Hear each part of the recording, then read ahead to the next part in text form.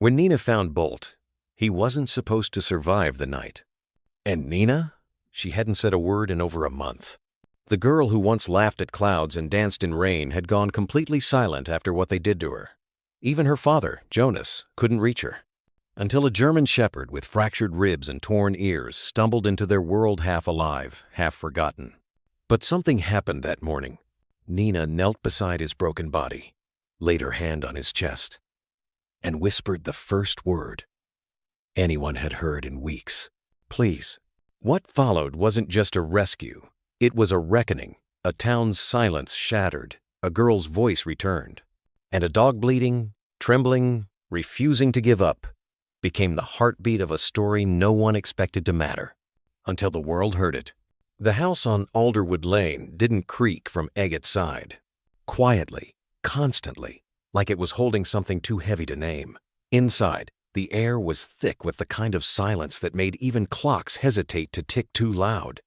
It was the kind of quiet that came after grief settled in it like an intruder, but like a permanent resident. Nina Hale, 9 years old, sat cross-legged on the carpet in her bedroom. The curtains were drawn, though it was mid-afternoon, and the sunlight filtered through in thin, apologetic stripes. Dust floated in the air like little ghosts. A single scar-faded lavender hung on the doorknob. It used to belong to her mother. Nina hadn't touched it in days, but she also hadn't let anyone move it. It didn't smell like her mom anymore, but she liked to pretend it did. Downstairs, her father, Arthur, sat at the kitchen table staring into a mug of cold coffee. His tie was still on, loosened but never removed, and the sleeves of his dress shirt were rolled halfway up like he'd meant to do something Anyvut never did. The kitchen light flickered above him, casting a faint twitch in the corner of the room. He didn't notice. He hadn't noticed much lately. Since her mother passed, Arthur Hale had buried himself in work. He left early, came home late, and when he was home, he wasn't there. His grief was tidy, folded into spreadsheets and project bids, hidden behind polite nods to neighbors who didn't ask. It wasn't cruelty, it was collapse in slow motion. But Nina noticed. She had learned how to make her own cereal, how to set reminders on the microwave for when to take laundry out. She had learned how to tiptoe past grief as if it were something sleeping. But she was only 9. And grief, for all its quiet, was loud in places she couldn't reach. So when Bolt nudged open her bedroom door that afternoon, pushing it gently with his nose like he always did, Nina didn't speak. She just patted the rug beside her. And Bolt, the retired police dog with a silver streak on his chest and eyes like warm embers, laid down beside her without hesitation. He wasn't trained to be emotional support. He was trained to detect danger, chase down suspects, stand between chaos and order. But now, in this quiet house with the girl who never raised her voice, Bolt had become something else entirely. He was her anchor. He was the only soul in the house who looked her in the eyes and saw her, not a shadow of what used to be. Bolt stretched out beside her, his head resting on her leg. Nina absent-mindedly scratched behind his ear. The room didn't feel so cold then. His fur still smelled faintly of pine needles and the linoleum of the vet's office. There was a small scar under his jaw, a reminder of the life he'd lived before he came to her. Her mom had picked Bolt said there was something about him, some kind of calm strength. He looks like he knows things, she'd whispered, kneeling beside him at the shelter. That was a few months before the cancer spread to her lungs. Nina remembered watching her mom pet him like she already knew the dog would have to carry on what she couldn't. Now Nina clutched a tattered notebook filled with drawings, some half-finished, some furiously erased. Lately, she didn't draw people, just trees. Trees with hollow trunks, trees with eyes. And Bolt. Always Bolt. Downstairs, Arthur's phone buzzed, but he didn't answer. He rarely did anymore. Nina didn't flinch. Bolt didn't lift his head. They were used to being the only ones who heard each other. When Nina finally stood, she moved with quiet certainty. "Come on, Bolt," she whispered.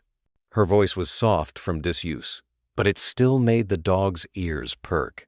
He rose, tail swaying gently, and followed her out the back door. The backyard wasn't big, but it was theirs. A patchy lawn that browned in summer, an old oak tree with a tire swing that hadn't been touched in months, and a cracked concrete path where Nina liked to draw with chalk. Her mother used to sit in a folding chair under that oak, reading aloud while Nina and Bolt played.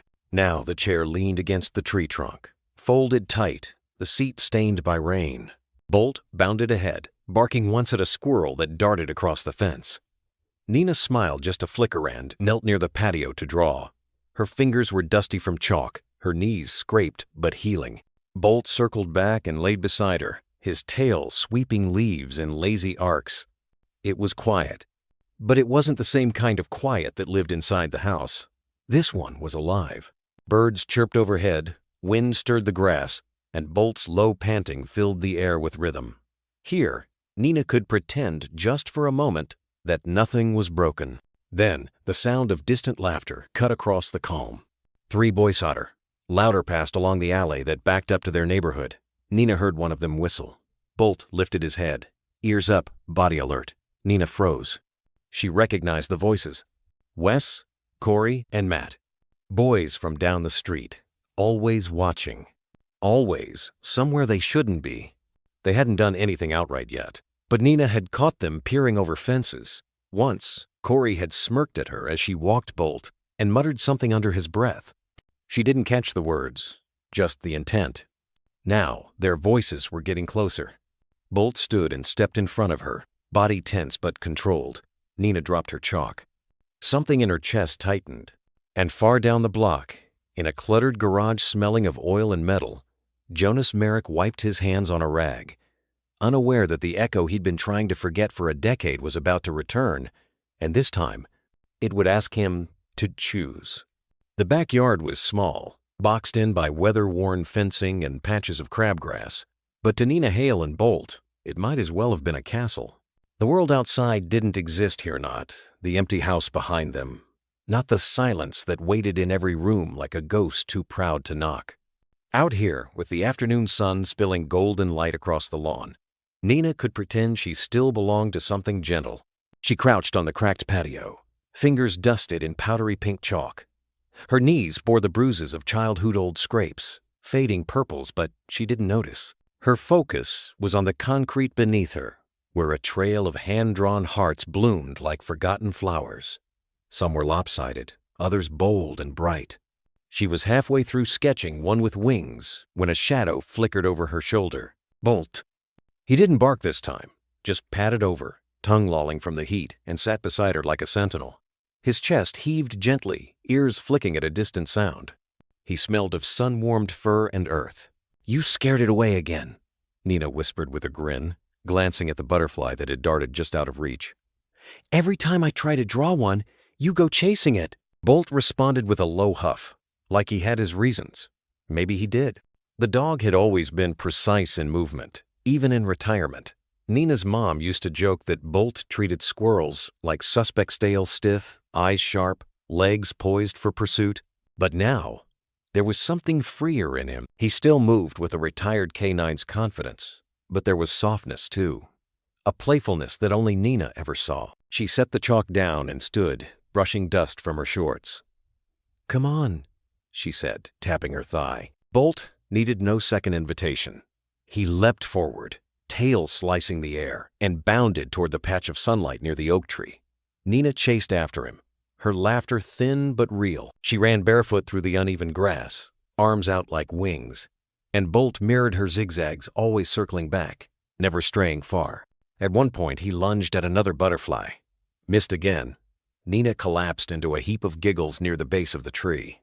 They stayed like that for a while. Girl and dog, joy, and silence. The air shimmered around them with the hum of summer bees near the ivy, wind rustling the fence slats, the creak of the old tire swing even though no one touched it. Bolt laid his head on her lap, eyes half closed. Nina absently drew patterns in the dirt near his paws.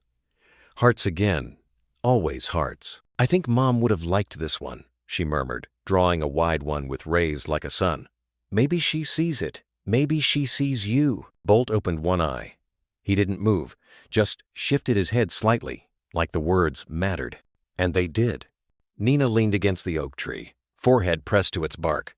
For a moment, everything was still. Then came the sound, distant, faint. But Nina heard it. Voices, male, teenaged, laced with a kind of careless swagger that made her skin pull tight. She froze, instinctively moving closer to Bolt. He was already upright, ears trained toward the side fence that faced the alley. "Don't bark," she whispered, placing a hand on his shoulder. Bolt didn't bark, but his posture changed, subtle but certain, like something in him had shifted gears. Nina stayed low, listening. The voices came again, 3 of them. One laughing too loud, another saying something she couldn't quite catch, but the tone felt wrong, like the way someone teases you with a smile that doesn't reach their eyes. Wes, Corey, Matt. She didn't need to see them to know. They lived 2 streets down. Boys older than her, louder than her, and meaner than they needed to be. She'd never told her dad about the time they followed her halfway home from school, tossing sticks near Bolt just to see what he'd do. She never told anyone how they looked at her not like a person, but like a dare. Bolt had growled that day. They hadn't come closer since, but they hadn't disappeared either. Now their voices were getting louder. Closer. Nina rose slowly, brushing grass from her arms. She stepped toward the edge of the yard and placed her hand gently on Bolt's collar. "I think we should go inside," she said, voice quiet but steady. Bolt looked at her, then the fence, then back again. Another laugh sliced through the air closer this time. Something hit the fence with a dull thud. A rock? A boot? Nina's stomach twisted, but the voices passed by, fading slowly, like smoke, carried off by the breeze. Gone for now. Bolt remained alert for another full minute before easing back to a calm stance. Nina let out a breath she didn't know she'd been holding. She knelt beside him again and wrapped her arms around his neck. "You're not just a dog," she whispered into his fur. "You're all I've got." Bolt didn't respond with a bark or wag. He just sat there, unmoving, anchoring her again. Quiet strength, the kind you only recognize when everything else feels unsteady. Above them, the wind shifted. A few yellow leaves danced down early from the oak. Nina watched one land on the edge of her chalk drawing. She brushed it away gently, careful not to smudge the heart underneath. Tomorrow, she'd probably draw another one, and Bolt would probably chase the same butterfly again.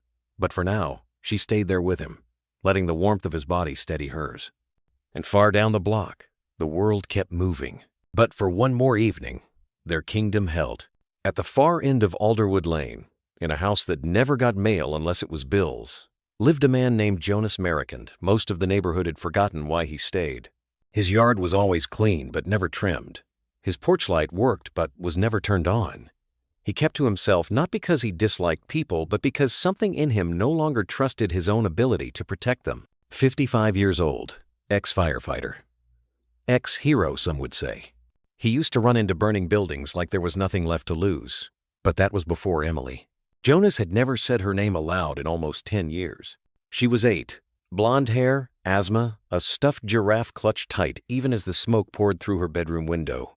Her house had gone up fast faulty space heater. By the time they reached her, the door had swollen shut from the heat. Jonas tried. God, he tried. But he'd been too slow. 1 second too slow. And the worst part? He still saw her face. Every night. Every time he shut his eyes for more than a few seconds. It wasn't her scream that haunted him, it was the moment she went quiet. So he took early retirement, moved back to his father's old place on Alderwood. Bought an old 1984 Chevy that refused to start on most days and gave him just enough reason to stay under the hood instead of inside his own head. That afternoon, he was elbow deep in the engine block, grease smeared along his forearm like war paint. A Tom Petty song played softly from an old radio balanced on the window ledge. The sky was fading gold. It would have been a quiet day, maybe even a good one if not for that sound. It sliced through the late-day calm like shattered glass. A scream. Not the high-pitched kind kids make when they're playing tag or pretending to be monsters. This one was raw, torn, choked, panic stripped of innocence. Jonas froze, wrench in hand. His fingers tightened, involuntarily. It came again, fainter now, like whoever was screaming had fallen. Then silence. Jonas looked up. The street was still. Not a single bird chirped. Not a door creaked. Even the wind seemed to hold its breath. For a long second, he didn't move.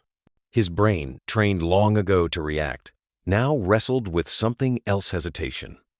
Not because he didn't care, but because he was afraid. Afraid it would be another Emily.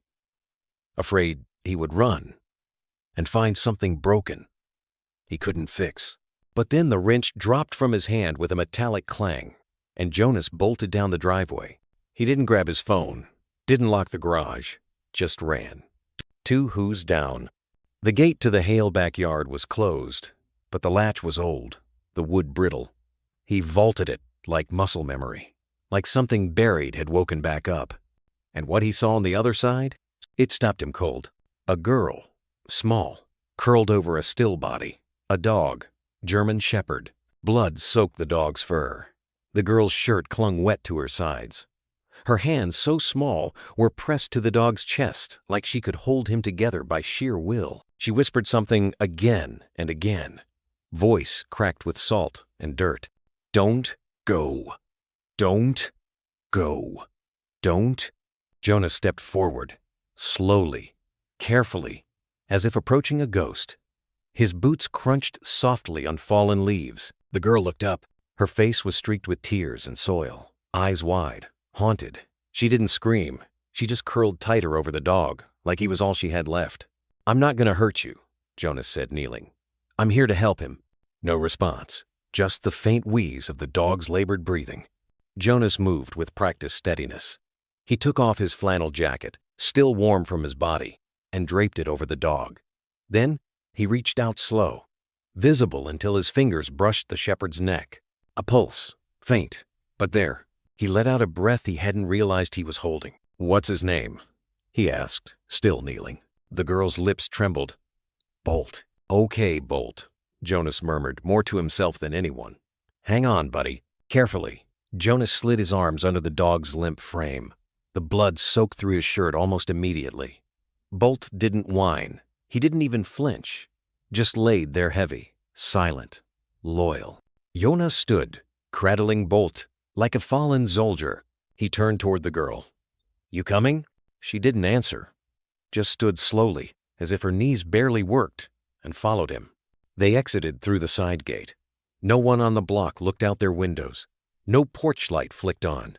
Not one soul stepped onto their front step.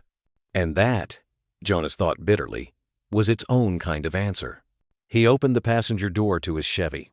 The girl climbed in without a word, pulling her knees to her chest. Jonas placed Bolt gently across the back seat, his jacket still wrapped around him. Then he got behind the wheel, his hands trembling slightly. The keys turned, the engine coughed, then started.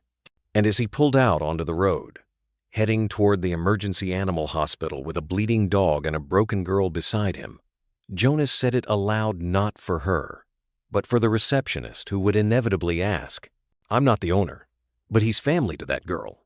So yeah, I am now. Oh well." It happened too fast for the sky to darken. The sun was still caught in the branches of the oak tree, spilling soft light across Nina's chalk hearts and the back of Bolt's ears as he dozed beside her. A butterfly hovered nearby, weightless and unbothered. It should have been another slow Saturday, the kind Nina clung to like an old song. But then, the snap of a fence board, the crash of boots hitting earth, the rip of something innocent tearing. Nina turned too late. 3 shadows fell over her drawings. Wes, Corey, Matt. Not voices anymore, faces. Full of something she couldn't name but had felt before. That taunting curl of a smirk.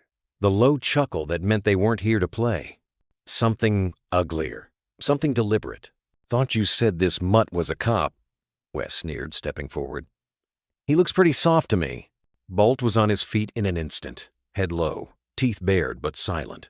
His stance wasn't one of panic. It was instinct. The body of a protector coming to life. He stepped in front of Nina before she could move, tail stiff, muscles taut, growling, low and building like thunder just beyond the hills. Corey circled slightly, snorting. "Is he gonna bark us to death?" Matt bent down, eyes scanning the garden bed, and picked up a rusted metal rake. He twirled it once, like it was part of a game. "Let's see if it still works." Nina's heart slammed against her ribs. "Stop," she whispered, voice shaking. "Leave us alone." Wes laughed, ugly and full of spit. No one's talking to you, freak. Bolt snapped toward him sharp. A warning, and that was all it took. The rake came down. The first blow landed on Bolt's flank, the sharp edge catching his ribs. He let out a choked yelp, staggering slightly but not backing down. Nina screamed, "No, stop." Bolt lunged, still holding back, not biting, just pushing his weight forward to shield her. The boys weren't afraid. They didn't run. They laughed. Another strike this time across his back. Bolt dropped to a knee but still held his place in front of Nina. His breath came fast, jerking, blood starting to seep through his fur. "Help!" Nina shrieked, turning toward the fence, scrambling toward it. Her small hands clawed at the wood, fingernails breaking, palms splintered, trying to climb high enough to scream into someone's window. "Please! He's hurting him! Someone help us!" No curtains twitched. No locks clicked. No doors opened. She slammed her fists against the boards, leaving chalky handprints behind. "Please!" The boys didn't stop. Corey shoved Bolt with his boot. The dog stumbled. Matt swung again. The rake connected with a sickening thud against Bolt's shoulder. This time, Bolt collapsed. Flat. Still. A sound escaped Nina's throata, sound too raw to be called a cry. She fell to her knees beside him, pulling him close, trying to cover him with her own body. "Please get up, please, Bolt." His sides moved in shallow jerks. Blood matted the fur beneath his ribs. One ear twitched. His eyes fluttered barely open, but still facing her. Wes stepped back, suddenly looking uneasy. "Come on, man. Let's go." Corey dropped the rake with a clang. "Whatever. It's just a dog." They turned, one after another, vaulted the fence like nothing had happened, like Bolt was a thing, not a life, like Nina's voice meant nothing. The gate clicked back into place, and the yard fell silent. But it wasn't peace. This was a different kind of silence, the kind that clings to your bones, the kind that makes you look at the sky and wonder if even God turned away. Nina curled around Bolt's broken body. Her hands were covered in red. Her shirt stuck to her sides with it. She tried to wipe it away, like it was dirt from play, but it just smeared deeper. Her nails scraped through his fur, through the soil beneath him. Her breath came in panicked hiccups. "Don't go. Please don't go," she whispered. "You're all I have. I'll be good. Just don't go." Bolt didn't move. She pressed her ear to his chest. A flutter, a faint rhythm like distant thunder in the bones of the earth. He was still fighting. She wrapped her arms tighter, shielding what she could. And even though she was the one still conscious, it felt like he was the one still holding her together. From behind the fence, the world remained indifferent. A sprinkler clicked on in the yard next door. A dog barked in the distance. A car drove by, with music leaking from open windows. But no one came. And that perhaps hurt most of all. Jonas Merrick was halfway beneath the rusted frame of a '98 Silverado when it happened. He'd been elbow deep in oil, wrench clenched, radio murmuring something about Sunday rain. The world was muffled under the truck just as he liked it. Out of sight, out of reach. Then came the scream. It wasn't the usual kind, nothing like the screeches of skaters down the street or the occasional backyard tantrum. This was something raw. Not a cry. Not a call. It was the kind of scream that ripped straight from the soul. He froze.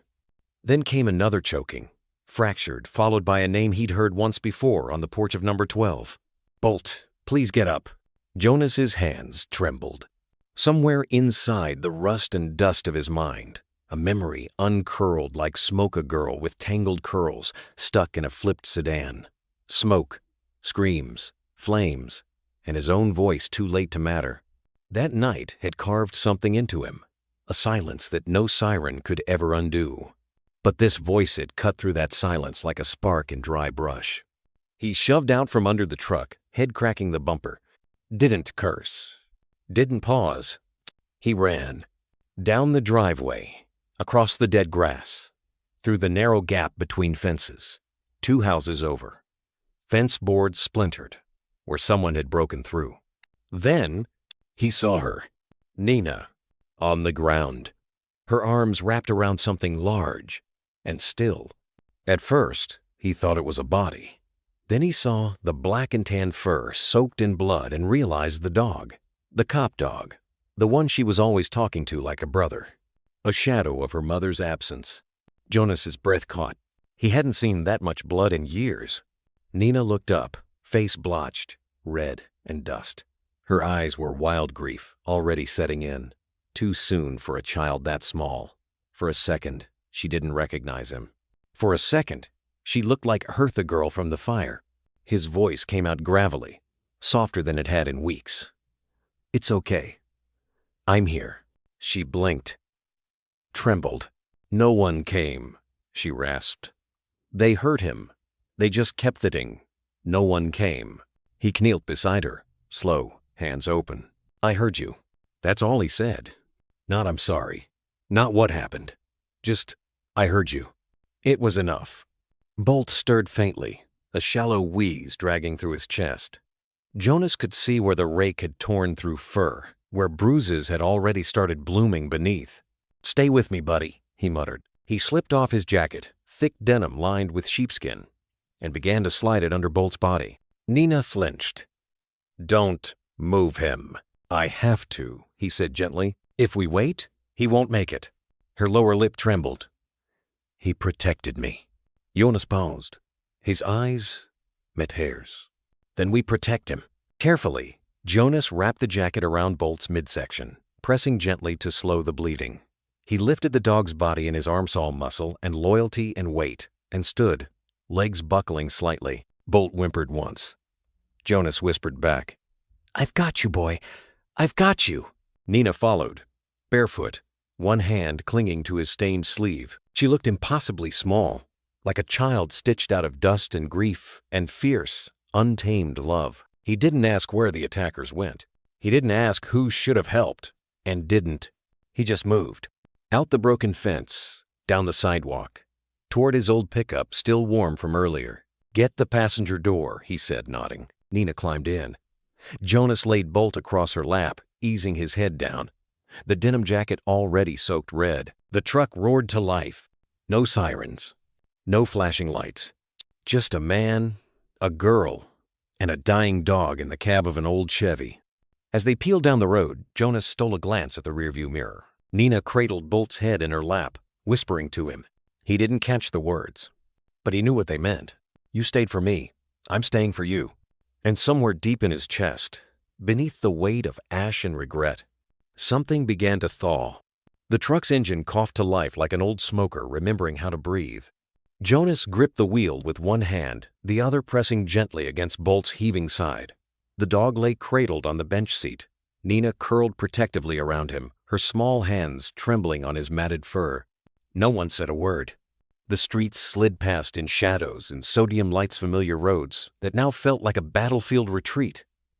Each speed bump, every pothole, made Bolt whimper, made Nina flinch. But Jonas didn't slow. He drove like a man chasing the last light before it went out. The dashboard glowed dull orange. The smell of blood and dirt filled the cab. Wind whistled through a crack in the passenger window. And still, no one spoke. Not until the stoplight at Fairmont and Ellis. Jonas pressed the brakes hard, engine rumbling beneath them. Nina turned to him, eyes hollow. "Will he die?" Jonas didn't answer right away. He stared at the red light like it was some cruel god deciding their fate. Then, softly, "Not if I can help it." The light turned green. He drove faster. They reached the animal hospital in 7 minutes, flat a record, even for someone who used to race fire trucks through tighter streets. The sign out front blinked, "Emergency Veterinary Clinic." Open 24 hours. Letters flickering like they couldn't quite keep up with the night. Jonas skidded into the driveway and slammed the truck into park. Gravel crunched. Nina flung open the door before he'd cut the engine. She tried to lift Bolt herself. "Wait," Jonas said. "I've got him." He stepped out, circled the hood, and scooped the dog into his arms again. The denim jacket clung to Bolt's body like a second skin dark now, saturated with blood. Inside, the sliding doors hissed open. A sterile blast of light. Linoleum floors. A young woman in scrubs at the front desk looked up, startled. "Oh my God, what happened?" Jonas didn't stop. He carried Bolt straight to the counter and laid him gently across it. Nina stood beside him, wide-eyed and wordless, her palm resting on Bolt's ribs as if she could keep his heart beating through sheer will. "He's been attacked," Jonas said. His voice was sharp. "Gravel. Thick. Metal rake. Multiple hits. He needs help now." The nurse blinked. "Are you the owner?" "Number." "Oppose it." Nina's head snapped toward him. Jonas looked down at Boltat, the dog who had bled for this girl, who had stood between innocence and cruelty, and didn't run. Then he looked back at the woman behind the counter. "But I'm family now." The words dropped like a stone into the room. No one questioned it after that. She called for the on-call vet. A second tech arrived with a stretcher, easing Bolt off the counter with careful, practiced hands. Jonas hovered for a second, then let go. Nina didn't. Her fingers lingered on Bolt's ear, whispering something too quiet for anyone to hear. Then the doors swung open again, and he was gone-wheeled down a long white corridor into the belly of uncertainty. The waiting room felt like a different world. Beige walls, magazines no one read. The clock ticked like it was mocking them. Jonas sat on one side. Nina curled into the corner of the plastic bench, knees to chest, red chalk still smeared down her forearm. He glanced at her. "Your dad know where you are?" She didn't answer, didn't nod, didn't shake her head. Just, "He's tired." Jonas sighed. "Aren't we all?" They sat in silence for a while. Then Nina asked, "Why did you help us?" Jonas stared at the vending machine across the room, like it held the answer. "I heard a scream." She nodded slowly, like that made sense. "No one else came." "I know." He looked at her, now really looked. Saw the grief beneath the dirt, the resilience beneath the tremble. She looked like someone trying to hold two worlds together with bare hands. And in that moment, he realized he hadn't just shown up for Bolt. He'd shown up for her. "I used to be a firefighter," he said after a while. Her eyes widened. "Long time ago. There was a girl I couldn't save. She screamed, too. I didn't make it in time." He didn't say anything else. Didn't need to. Nina scooted a little closer. Not much, but enough. The steel doors swung shut with a final hiss, sealing Bolt inside the surgery room. A light, above, flicked from green to red. Nina didn't move. She stood frozen in the same spot, her hand still hovering mid-air, as if unsure whether she was supposed to wave goodbye or claw the doors open and follow. Jonas sat first. The plastic chair creaked under his weight. The lobby had emptied out, no other emergencies, no staff lingering. Just an old clock ticking above a poster about flea prevention, and the slow hum of unseen machines behind the walls. Nina lowered herself onto the edge of a seat across from him. Her legs dangled. She looked smaller than she had outside. Like the white lights peeled something off her layer of pretend toughness she wore in the yard. Jonas leaned forward, elbows on knees. "I got you some juice," he said, voice low. "Apple. The kind with the weird straw. He placed the little box beside her. Unopened. She didn't even glance at it. Just stared through the doors. He followed her gaze. Nothing to see but the sterile hallway and the silent promise that someone back there was really trying to keep a dog alive. A dog who had never turned away from her. A dog who bled in her place. Half an hour passed. No neighbors showed. No concerned father stormed in asking for his daughter. No one even called. Jonas had checked the front desk twice, gave them Nina's name. The nurse said she'd called the number listed in the emergency file from school. No answer. Left a voicemail. That was it. He looked over at her again. She hadn't spoken in over 20 minutes. "You cold?" She shook her head. He pulled off his old hoodie anyway and laid it gently over her shoulders. It swallowed her whole. She didn't resist. "Sometimes," Jonas began, then stopped himself. Reworded. "Sometimes people don't show up because they don't know how. Doesn't mean you did anything wrong." Nina's eyes flicked toward him briefly and then back to the doors. "He didn't even come out when I screamed," she whispered. "Who?" "My dad." She said it like she already knew the answer, but still wanted to hear a better one. "Jonas didn't leave." "I know." Silence again. It wasn't awkward. It was thick. Like fog. Like grief. 40 more minutes passed. Jonas bought another juice. Orange this time. Set it on the seat beside the first. Neither were touched. He stood and paced. Looked at the corkboard. Lost pets? Fundraisers? A flyer for low-cost spay day? One had a picture of a golden retriever in a firefighter's helmet. He looked away. Back to Nina. She was rubbing Bolt's collar with her thumb. Must have grabbed it from the truck before they ran in.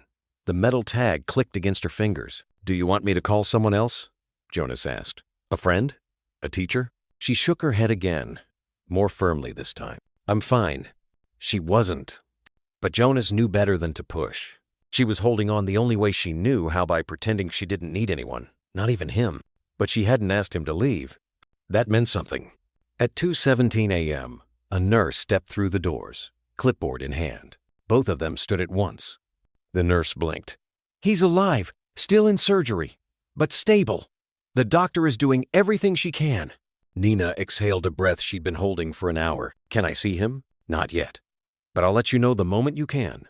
Nina nodded, then sat back down. Jonas sat beside her this time. Closer. He didn't say anything. Just stayed. And for now, that was enough.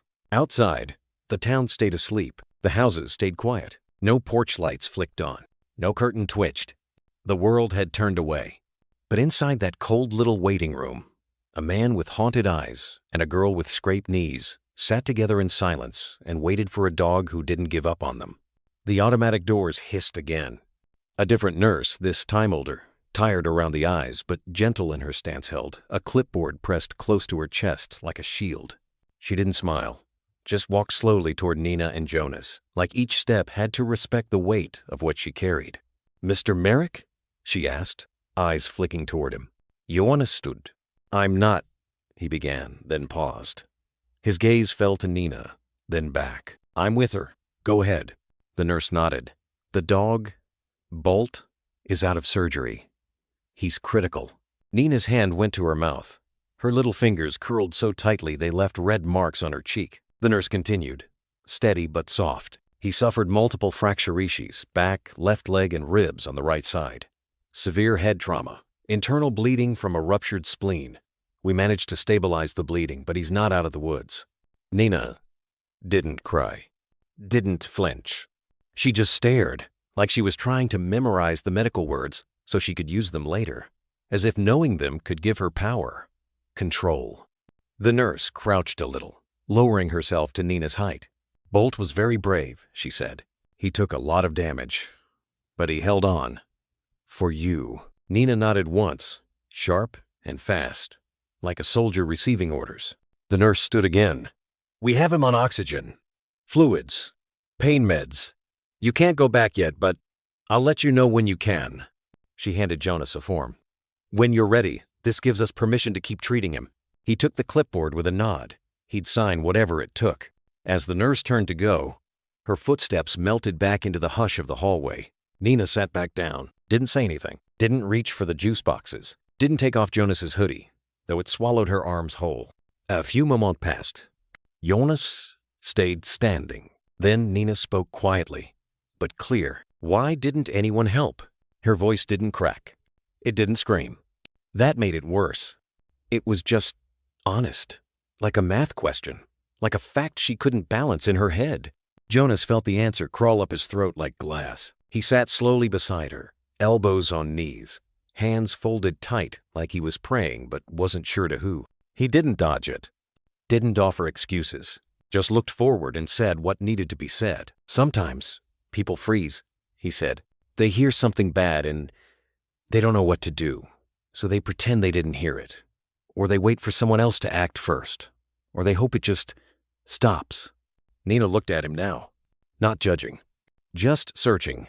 "So they don't come out," she said. He nodded. "Even when they hear screaming?" "Even then." She blinked hard. And then the real question came. "Would you have come out if it wasn't me?" Jonas didn't answer right away, because deep down, he knew what that question really asked. Was I worth it? He looked at her, this girl with scraped knees and a collar in her lap, who wore silence like armor and loved a dog like he was air. And he said the only thing that mattered. "I don't know what I would have done before." He swallowed. "But I didn't freeze this time." Nina looked away, but her breathing slowed. Jonas didn't speak again. He let her sit with that answer. And after a long moment, Nina whispered, "He didn't freeze either." "No," Jonas said, voice thick. "He didn't." The hallway light above turned green. The nurse stepped back through. "You can come see him now." But only for a minute. Nina stood without a word.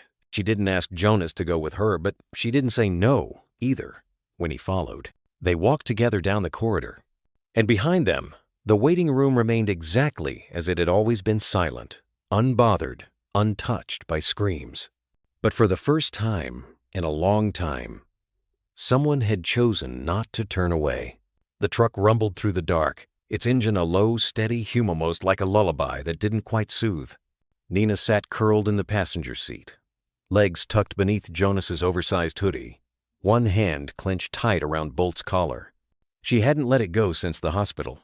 The leather still held the warmth of him, the faint smell of fur and sun, and earth-like summer afternoons that used to stretch forever. Now it felt like all that remained of a kingdom. Jonas glanced over at her, then back to the road. He didn't ask questions, didn't tell her it was late, didn't remind her she hadn't eaten. He just drove 2 houses down and pulled into his driveway. The porch light flickered on automatically, casting a soft yellow halo over the cracked cement and weather-worn wood. "You can stay here tonight," he said simply. "If you want." Nina nodded once, eyes fixed on the collar. He helped her down, unlocked the door, and let her step inside. The house smelled faintly of motor oil and cedar. Tools hung neatly on the walls, old photographs tucked behind dusty frames. A wood-burning stove sat dormant in the corner, long since cold. Jonas handed her a blanket. She didn't take off the hoodie. Instead, she sat cross-legged on the worn leather couch and stared at the empty space where a dog should be curled. He stood for a moment, unsure, then said the one thing he could offer. "You want to build something for him?" Her eyes lifted, uncertain. "A place he can come home to when he's better," Jonas added. "You know, just for him." Nina's fingers loosened a little on the collar, and she nodded. The workshop lights buzzed to life, a symphony of sawdust and quiet purpose. Jonas cleared a spot on the bench, pushed aside a rusted carburetor and an old socket set.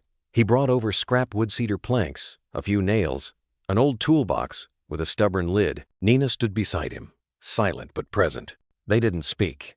Not at first. He showed her how to measure, mark the lines. She held the tape, drew with pencil, wiped her fingers on her jeans like chalk dust might smudge the sadness. Together they sanded edges, drilled corners, tapped nails into wood slow at first, uncertain, then more sure. Jonas handed her the hammer. "You try." She hesitated. Then swung. The nail bent awkwardly. Jonas smiled. "That's all right. First one's always crooked." She tried again.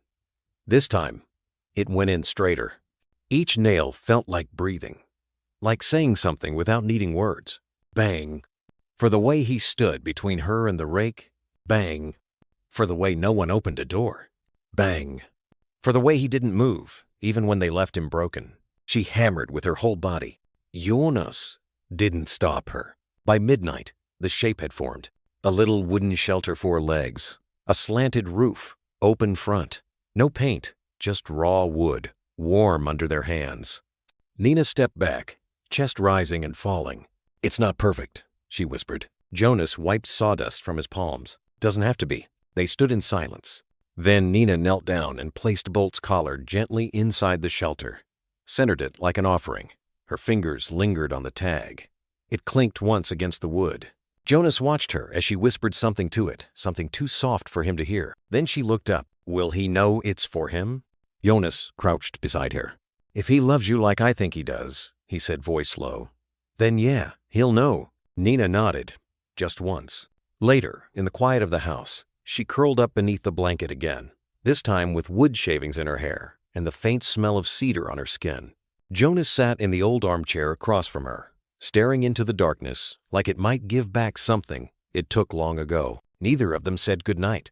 But somehow, in the low hum of the house and the wooden shelter just outside the window, there was something that felt almost like hope. The light from Jonas's phone was the only glow in the living room.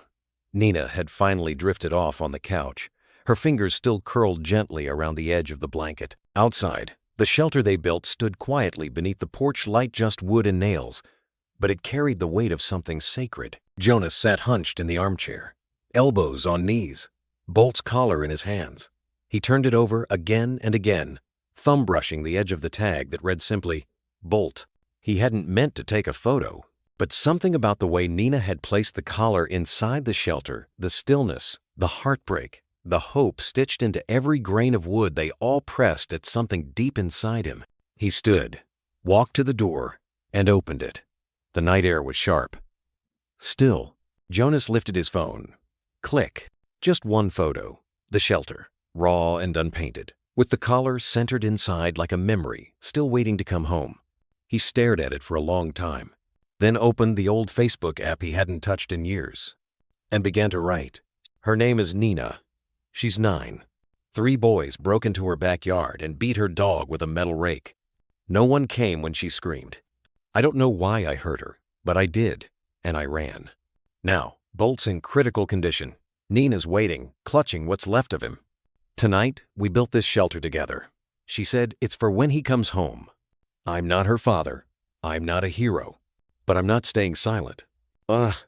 He hit post, then put the phone down.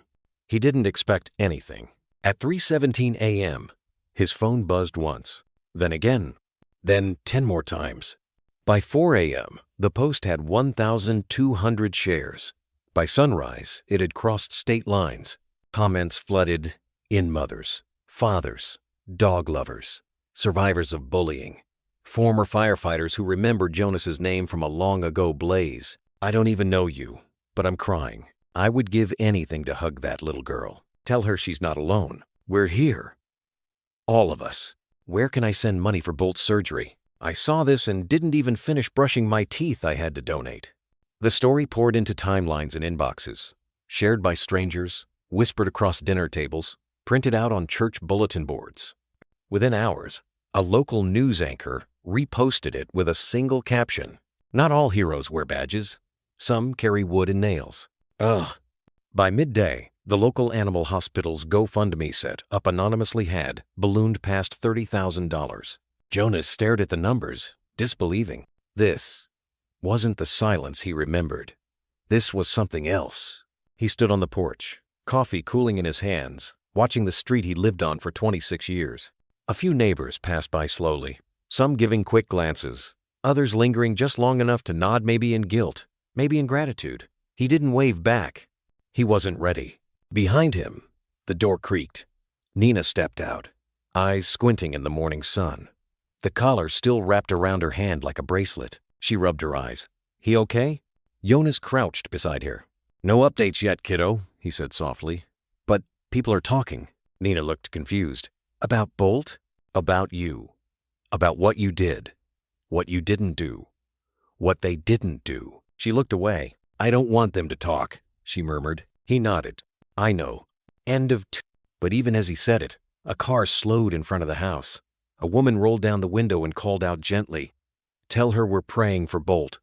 Nina didn't answer, but her grip on the collar tightened just a little. That night, Jonas opened the laptop in his bedroom. Hadn't touched it in years. Dust danced in the blue screen light as he scrolled through thousands of shares. Articles, tweets, petitions. But he didn't care about the numbers. He looked for one thing. Did they care enough to show up? And just before midnight, an email arrived from a woman named Kendra. She ran a dog rehabilitation foundation in Seattle. We saw the story. We don't know you, but we know what pain looks like. If Bolt Servivswe can help, we want to help. Please let us. Jonas Sutbeck. For the first time in years, something cracked in him. Not the kind of break that ruins, but the kind that lets light in. Out in the backyard, the shelter stood quiet beneath the stars. The collar still inside, a symbol of pain, of love, of a post that somehow lit a fire across the country. Not because it was perfect, but because it was honest. And that, maybe, was enough to start something bigger than either of them ever imagined. The sound came first, not from Nina, not from Bolt, but from Jonas's old laptop. A chime, then another, then 20 more. He leaned forward slowly, the blue glow flickering across his weathered face. Nina was still asleep in the other room, curled up on the worn couch with Bolt's collar under her pillow. The quiet of the house didn't match what was happening online. His inbox was flooding. I was abused when I was 9. No one believed me either. Tell Nina I believe her. My dog saved my life during chemo. I'm donating in Bolt's name. I work at a rescue in Montreal. We want to help cover the next round of surgeries. Delina, we say it. Hundreds of emails, thousands of comments. The post about the shelter had spread like dry brush meeting fire, and now the world was looking, not away, toward. Jonas clicked open the GoFundMe page again. It ticked upward in real time, $52,617. Then $53,201. People weren't just sharing, they were giving. From Ohio, from Sweden, from Malaysia, from veterans, from sixth graders. A rescue group in Oregon emailed with an offer to fly in their trauma specialists for both Bolt and Nina. A journalist from The Guardian reached out requesting an interview. A local news van was already circling the neighborhood that morning like a vulture that didn't quite know if it was too early to land. And still the flood poured in. At noon, Jonas stepped out onto the porch and blinked into the sun. A woman was standing across the street. Her hands trembled slightly as she held up a paper sign. "Nina, you're brave. We're sorry we didn't come." Next to her, a boy stood holding a leash. At the end of Ita, one-eyed golden retriever in a blue vest, marked Therapy Dog. Nina pushed open the screen door behind him. She didn't say anything, but she saw it and nodded. Not a smile. Not yet. But something in her posture softened. By evening, a volunteer from an animal rights group arrived with a care package. Dog treats, blankets, handwritten notes from a school in Kansas, and a framed drawing of Bolt surrounded by hearts. Nina held it in silence for a long time before finally whispering, "It doesn't even look like him." The volunteer knelt beside her. "Maybe not. But the love's real." Jonas watched from the kitchen, a cup of untouched coffee cooling beside him. He didn't know how this happened. He'd only written what was true. But maybe truth raw and ugly and human was the one thing this world hadn't learned how to ignore yet. Later that night, the porch light flickered as a group of teenagers from the high school down the road approached. One of them carried a toolbox. Another had a large plastic bin filled with paintbrushes and wood stain. The tallest boy cleared his throat. "Mr. Merrick," he said, "we were hoping we could help finish the shelter. For Bolt. For her." Jonas blinked. The name Merrick hadn't been used on this street in years. He stepped out, looked at them kids with backpacks still slung over their shoulders, awkwardly clutching goodwill in trembling hands. He nodded once. They got to work. Nina came out with a blanket over her shoulders, sitting cross-legged on the steps. She didn't say anything at first, just watched as the kids stained the wood shelter she'd built with Jonas, brushing gentle strokes like they were trying not to wake something fragile inside. One girl turned to her. "Can I paint his name on the front?" Nina thought for a moment, then whispered, "You can write ours." The girl smiled and carefully painted. Bolt plus Nina. Home. Jonas watched it all unfold like someone standing just outside a dream. And yet, none of this brought Bolt back. Not yet. He was still in critical condition, still suspended in that sterile, fluorescent world of vet machines and quiet beeps. But now, the silence was filled with voices. People talking, people caring, people owning their part in the looking away. And Jonashu had spent 20 years fixing trucks because machines didn't bleed or beg stood at the edge of this sudden tide. Realizing this wasn't just a feel-good post. It was a reckoning for every bystander who closed the blinds, every adult who told Nina to stop making up stories, every neighbor who didn't hear a thing. The world hadn't changed, but the world had looked. And that was more than he ever expected. That night, Nina came and sat next to him in the quiet kitchen. She reached into her pocket and took out a folded piece of paper. It was a printout of the post. "I read the comments," she said. Jonas looked at her. "What'd you think?" She looked down, then up. "I think people are louder when they feel bad." Jonas didn't correct her. She wasn't wrong, but she also wasn't broken. Not anymore. And outside, under the porch light, the shelter gleamed with fresh stain. A little crooked, a little cracked, but strong, like something still waiting to be returned to. The morning she returned to school, the sky was overcast. Not dramatic, just gray. That kind of dull light that made everything feel like it didn't matter. Nina walked beside Jonas up the steps of Crestview Elementary. The same backpack she'd worn the day Bolt bled into her arms still slung over her shoulders. She held nothing in her hands, no comfort item, no hope.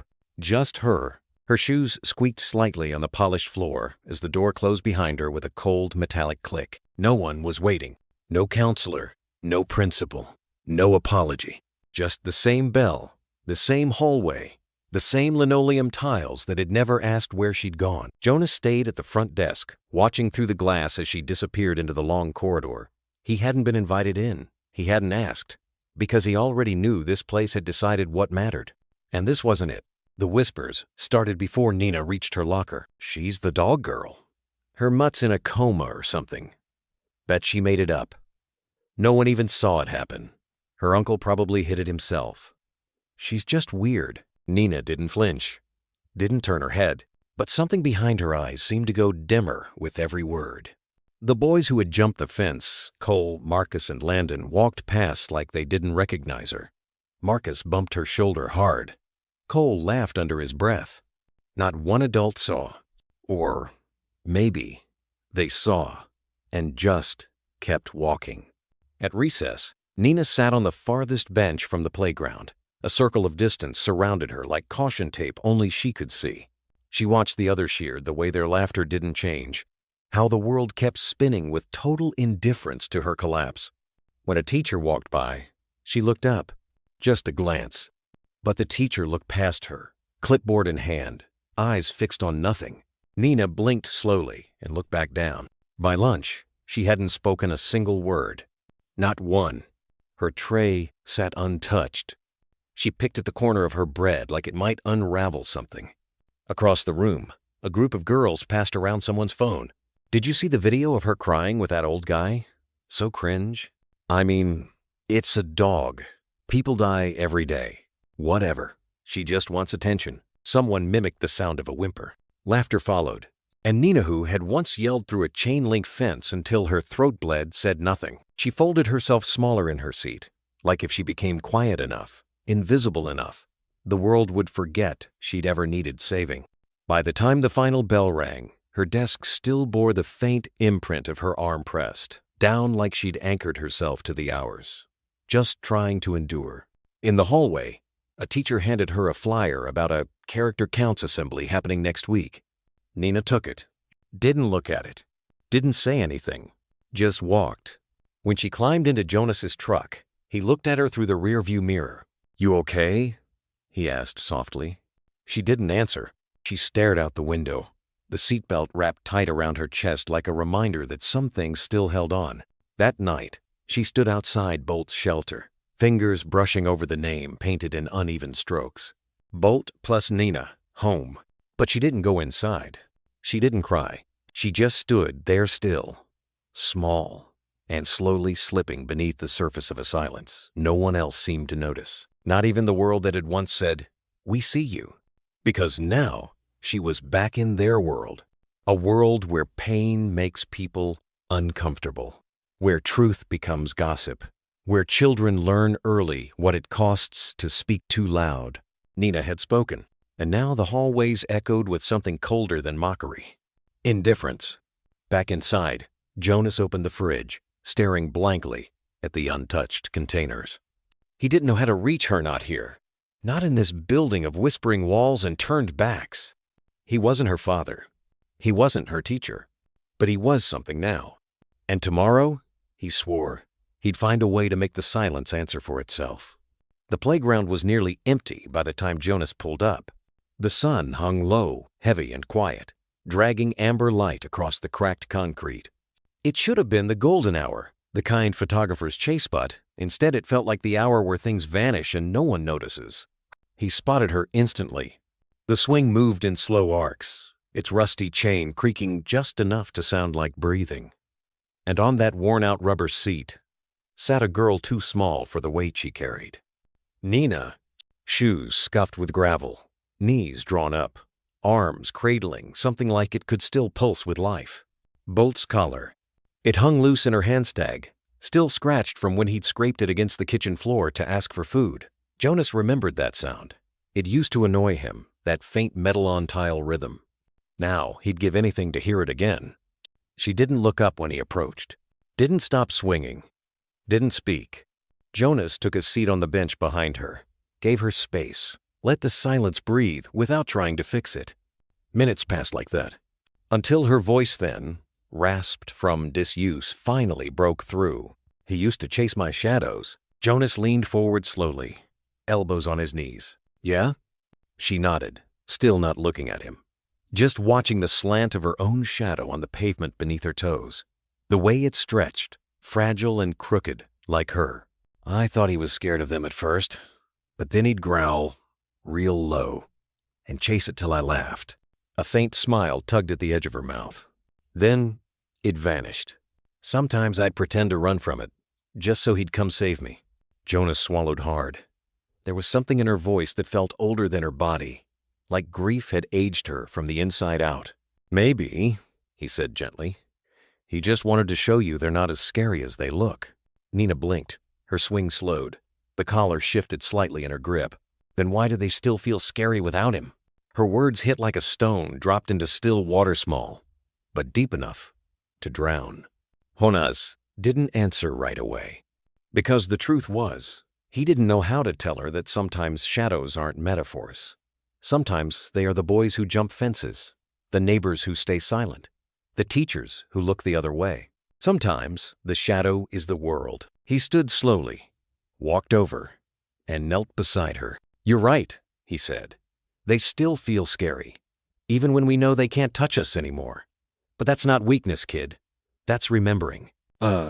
She looked at him, eyes rimmed red but dry now. Remembering hurts. Jonas nodded. So does healing. But it's the only way the pain stops, being the loudest thing in your life. Nina looked down at the collar again, ran her thumb over the edge of Bolt's name. I wanted to be like him. Brave. Jonas smiled softly. You are. You stayed. You screamed for him when no one else did. You held on. A single tear fell then soundless, stubborn. Nina brushed it away before it could fall to her lap. He reached into his pocket and pulled out a folded piece of paper. I printed this off today. Thought you'd want to see. She unfolded it carefully. A photo shelter with hundreds of comments underneath. Names, hearts, words in different languages. Some she couldn't read, but one stood out. For the girl with a collar and the heart of a lion. We see you. We believe you. Nina stared. She didn't cry again. But she did something rarer. She breathed deep, like maybe, just maybe, the air didn't hurt so much. They walked back to the truck side by side, and though her voice stayed quiet, her shadow walked closer to his. Not chased. Just together. The shelter wasn't much. A patchwork of pine boards Jonas had salvaged from his brother's old barn. A tarp roof still creased from its packaging. Bent nails that needed straightening before they'd slide through wood. But to Ninette was a cathedral. She stood beside Jonas, small hammer in hand, her sleeves rolled up to the elbows. Bolt's collar still looped around her wrist like a charm bracelet she refused to take off. The morning was cold but bright. Sunlight filtered through the brittle autumn trees, casting dappled patterns across the grass. It smelled like sawdust, old paint, and healing. Jonas held the plank steady. Right here, he said, tapping the spot. Nina lined up the nail, tongue poked slightly out. Focus narrowed like a surgeon. She missed the first hit, glanced the second. But the third drove it home crooked, but solid. She looked up at him, half expecting a correction. Instead, he grinned. Perfect. Every scar tells a story. She blinked at that, confused. The nail's crooked. Exactly, he said, handing her another. So was Bolt's ear. That caught her off guard. She smiled just the corner of her mouth, like it had forgotten how to stretch any farther. They kept building. Jonas would measure. Nina would hold. He'd drill. She'd sweep the dust away with her palm. Silence sat between them, not awkward now, but companionable, like music without notes. Then she pulled something from her backpack, a spiral notebook, the edges chewed and the front cover torn halfway off. She opened to a page and showed him a small, drawing uneven lines, but unmistakable. A heart, drawn in pencil, right beside a stick figure girl holding the leash of a shaggy dog. Jonas leaned in. That you? She nodded. That him? She paused, then corrected him. That's us. There it was, again, that little voice. raspy from disuse, but returning. He handed her his pocket knife. Think you can carve that into the post? Nina's eyes widened. Really? Wood holds memory better than paper. She kneeled beside the front beam, started slow. The knife too big for her hand, the grip clumsy. But she was determined. Jonas watched as she carved the heart not perfect, not symmetrical, but unmistakably hers. Then beneath it, in jagged lettering, she etched, Bolt plus me. No dates, no full names, just belonging. Jonas didn't speak, just drove another nail, one hand bracing the beam she'd just marked. Then she said it so soft, he almost missed it. Do you think he knows we're doing this? He looked up. The question wasn't about shelter. It was about love. Jonas crouched beside her. If there's a part of him still breathing, it's because you haven't let go. She pressed her hand against the carving fingers, tracing the letters. I couldn't say goodbye at the hospital. I thought if I left, he'd think I gave up. Jonas nodded. Then don't say goodbye. Say we're still here. A wind passed through the trees just then, cool, gentle, like breath from something ancient and watching. Nina shivered, but not from cold. Then, like a spark catching in dry grass, laughed. It wasn't loud. It didn't echo, but it was real. Barely audible, but real. Jonas didn't move. He didn't want to startle it. That laugh had traveled a long way to get here. Nina turned to him. You've got sawdust in your hair. He blinked. Do I? She giggled again. And just like that, the world felt lighter. Not healed, not whole, but alive. They kept working. By afternoon, the shelter stood modest but sturdy. A place for Bolt if he made it home. A place for memory if he didn't. Before they left, Nina stuck her notebook into the little tin box they'd nailed beside the door. For him to read, she whispered. Jonas didn't question it. Because sometimes grief needs rituals, and hope needs doorways. And sometimes, just sometimes, a little girl with a crooked heart and a carved beam becomes the bravest voice in town. The mail came in bundles now. Envelopes with smudged ink and stamps from cities Jonas had never stepped foot in. A woman from Iowa sent a drawing her daughter made of a dog with wings. A Vietnam veteran from Georgia wrote that his canine partner once dragged him out of gunfire and how watching Nina's story made him weep for the first time in 30 years. You reminded me that loyalty isn't taught. It's born. But not all letters carried kindness. Some came typed, others scrawled in thick black pen like it was a weapon. They bore no return address. Stop spreading lies about our boys. You think this makes you a hero? Bolt was just a mutt. You're ruining good kids' lives over a dog. Jonas folded each one carefully and placed them in a shoebox beneath his bed, not out of fear, but out of witness. Proof that truth had stirred something too long buried in this town. He didn't tell Nina. Not yet. She was humming again. Soft and tuneless, but it filled the workshop like birdsong after a long winter. The shelter was almost finished now. They had painted the inside pale blue, the color she said reminded her of the sky on the day she first met Bolt. A small handprint, hers, was pressed beside the doorway. Below it, a paw print from the day she dipped Bolt's foot in mud, laughing as he struggled to sit still. Now she sat cross-legged inside, flipping through a book while Jonas added the final shingles. He glanced down. What are you reading? She didn't look up. A dog encyclopedia. I want to know how long German shepherds live. Jonas paused, hammer in midair. Well, the ones with hearts like Bolt tend to break the chart. She smiled, lips closed. Then she whispered, Do you think he'll come home? Jonas climbed down from the ladder, wiped the sweat from his neck, and crouched in front of her. I don't know, he said honestly. But I think he's fighting to. Nina ran her fingers over the wooden floor. The collar still clung to her wrist.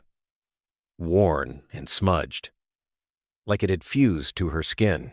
I talk to him sometimes, she said. Me too, Jonas replied. The wind shifted then cooler than it should have been for late October. The kind of breeze that made leaves spiral in place and unsettled birds take sudden flight. Jonas felt it in his ribs.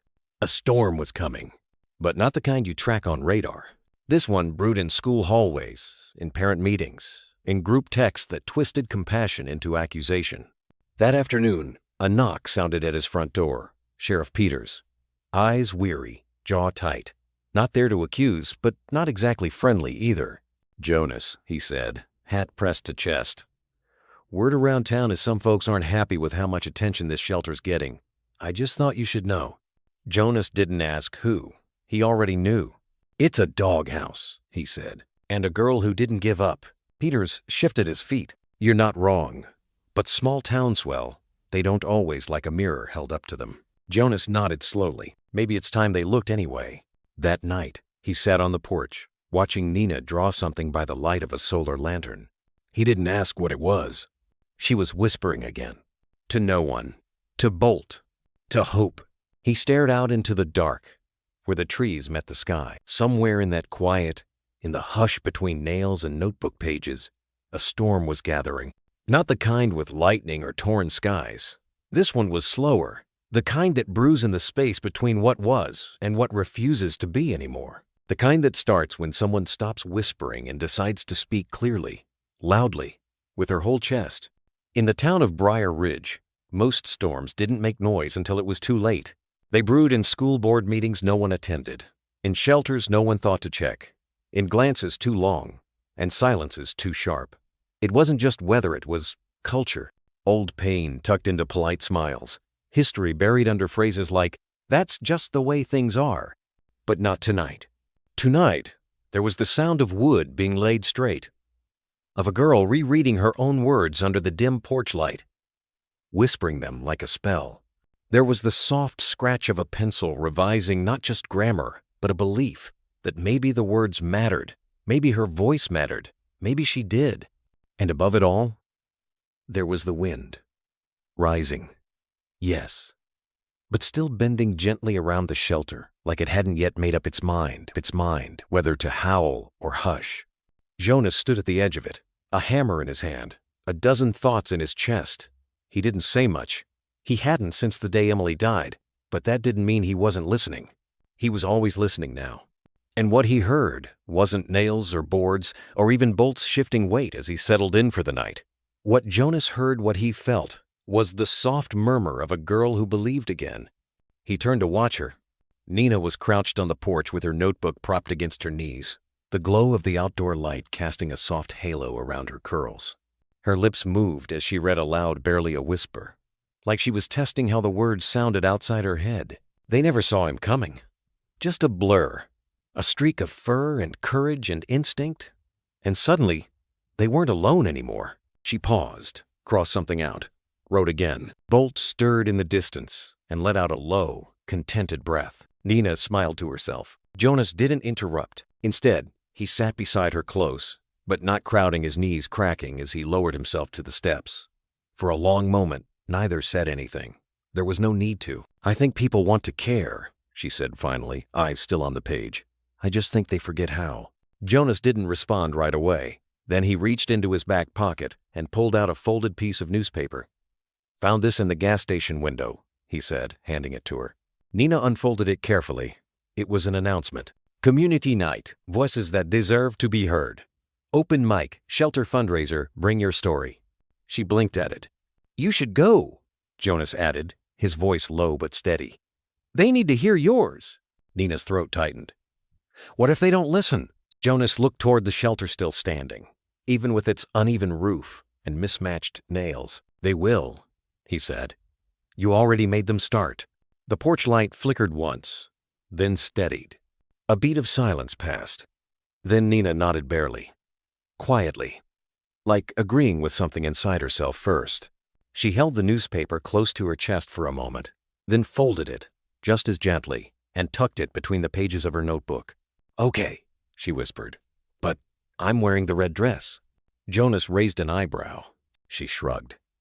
"If they're going to hear me, they might as well see me too." He chuckled.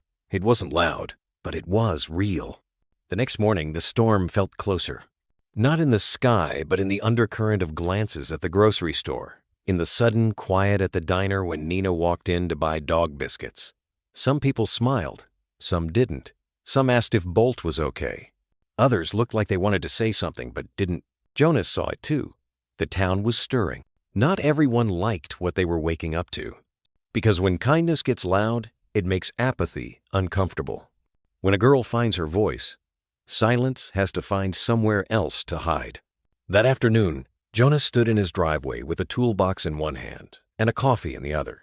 He watched Nina place a fresh blanket in Bolt's shelter. She smoothed the edges like it was a bed for royalty. Then she stepped back and just stood there, breathing. There was a calm to her posture now, not because the storm had passed, but because she wasn't running from it anymore. She wasn't frozen. Neither was he. "You know," Jonas said, stepping forward, "Emily used to wear a red dress when she spoke at town hall." Said it made the old men blink twice before interrupting. Nina looked over her shoulder, surprised. "She spoke?" "Every month," he nodded.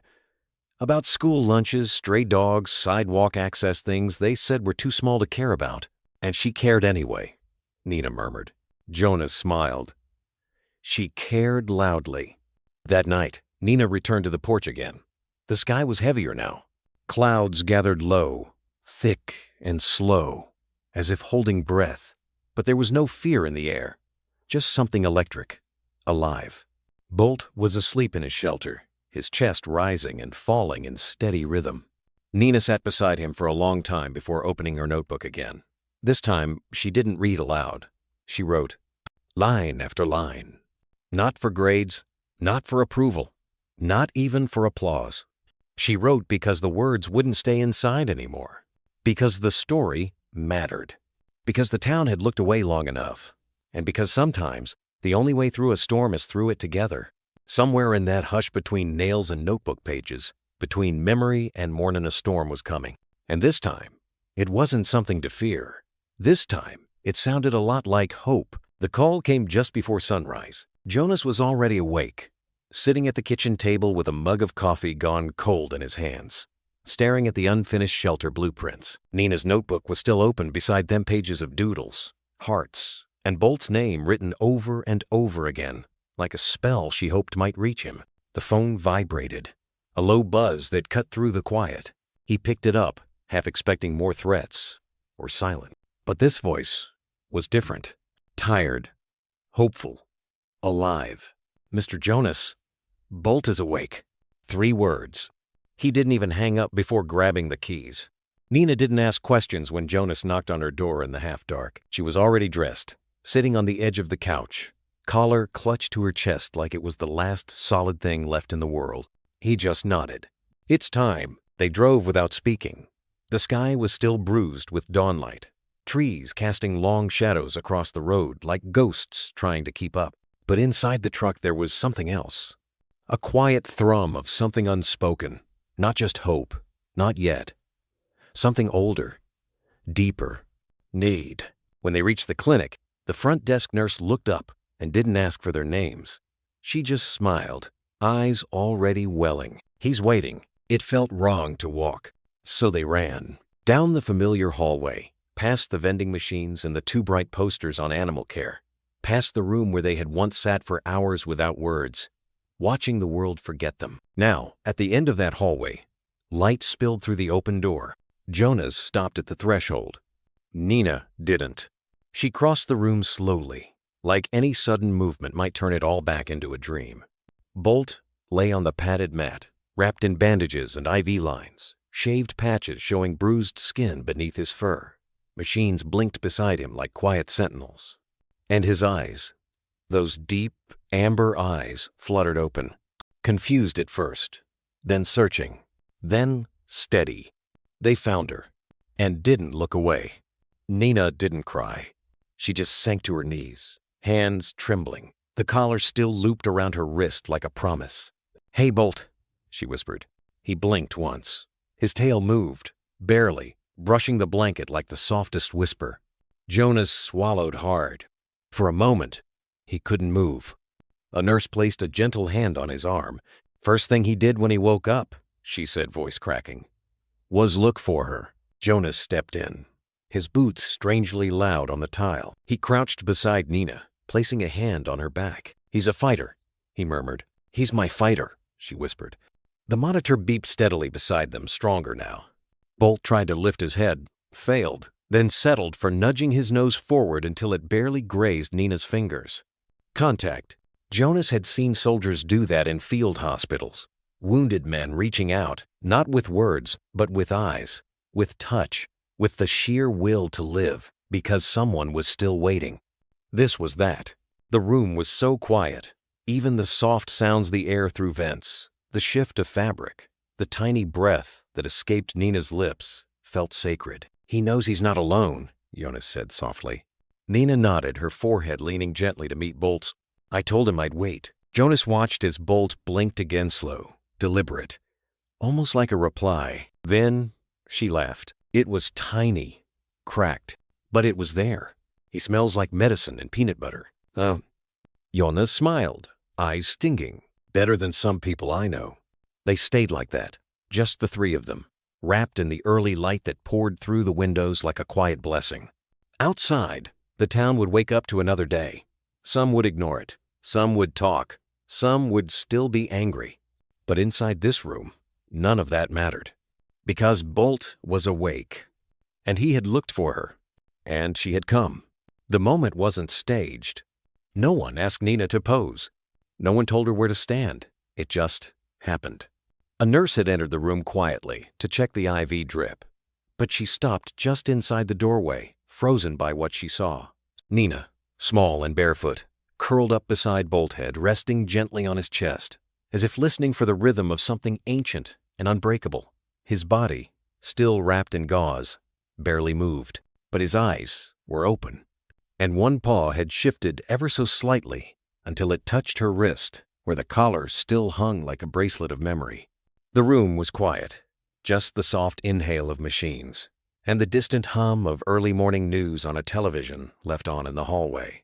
The nurse lifted her phone with trembling hands. Click. It was instinct.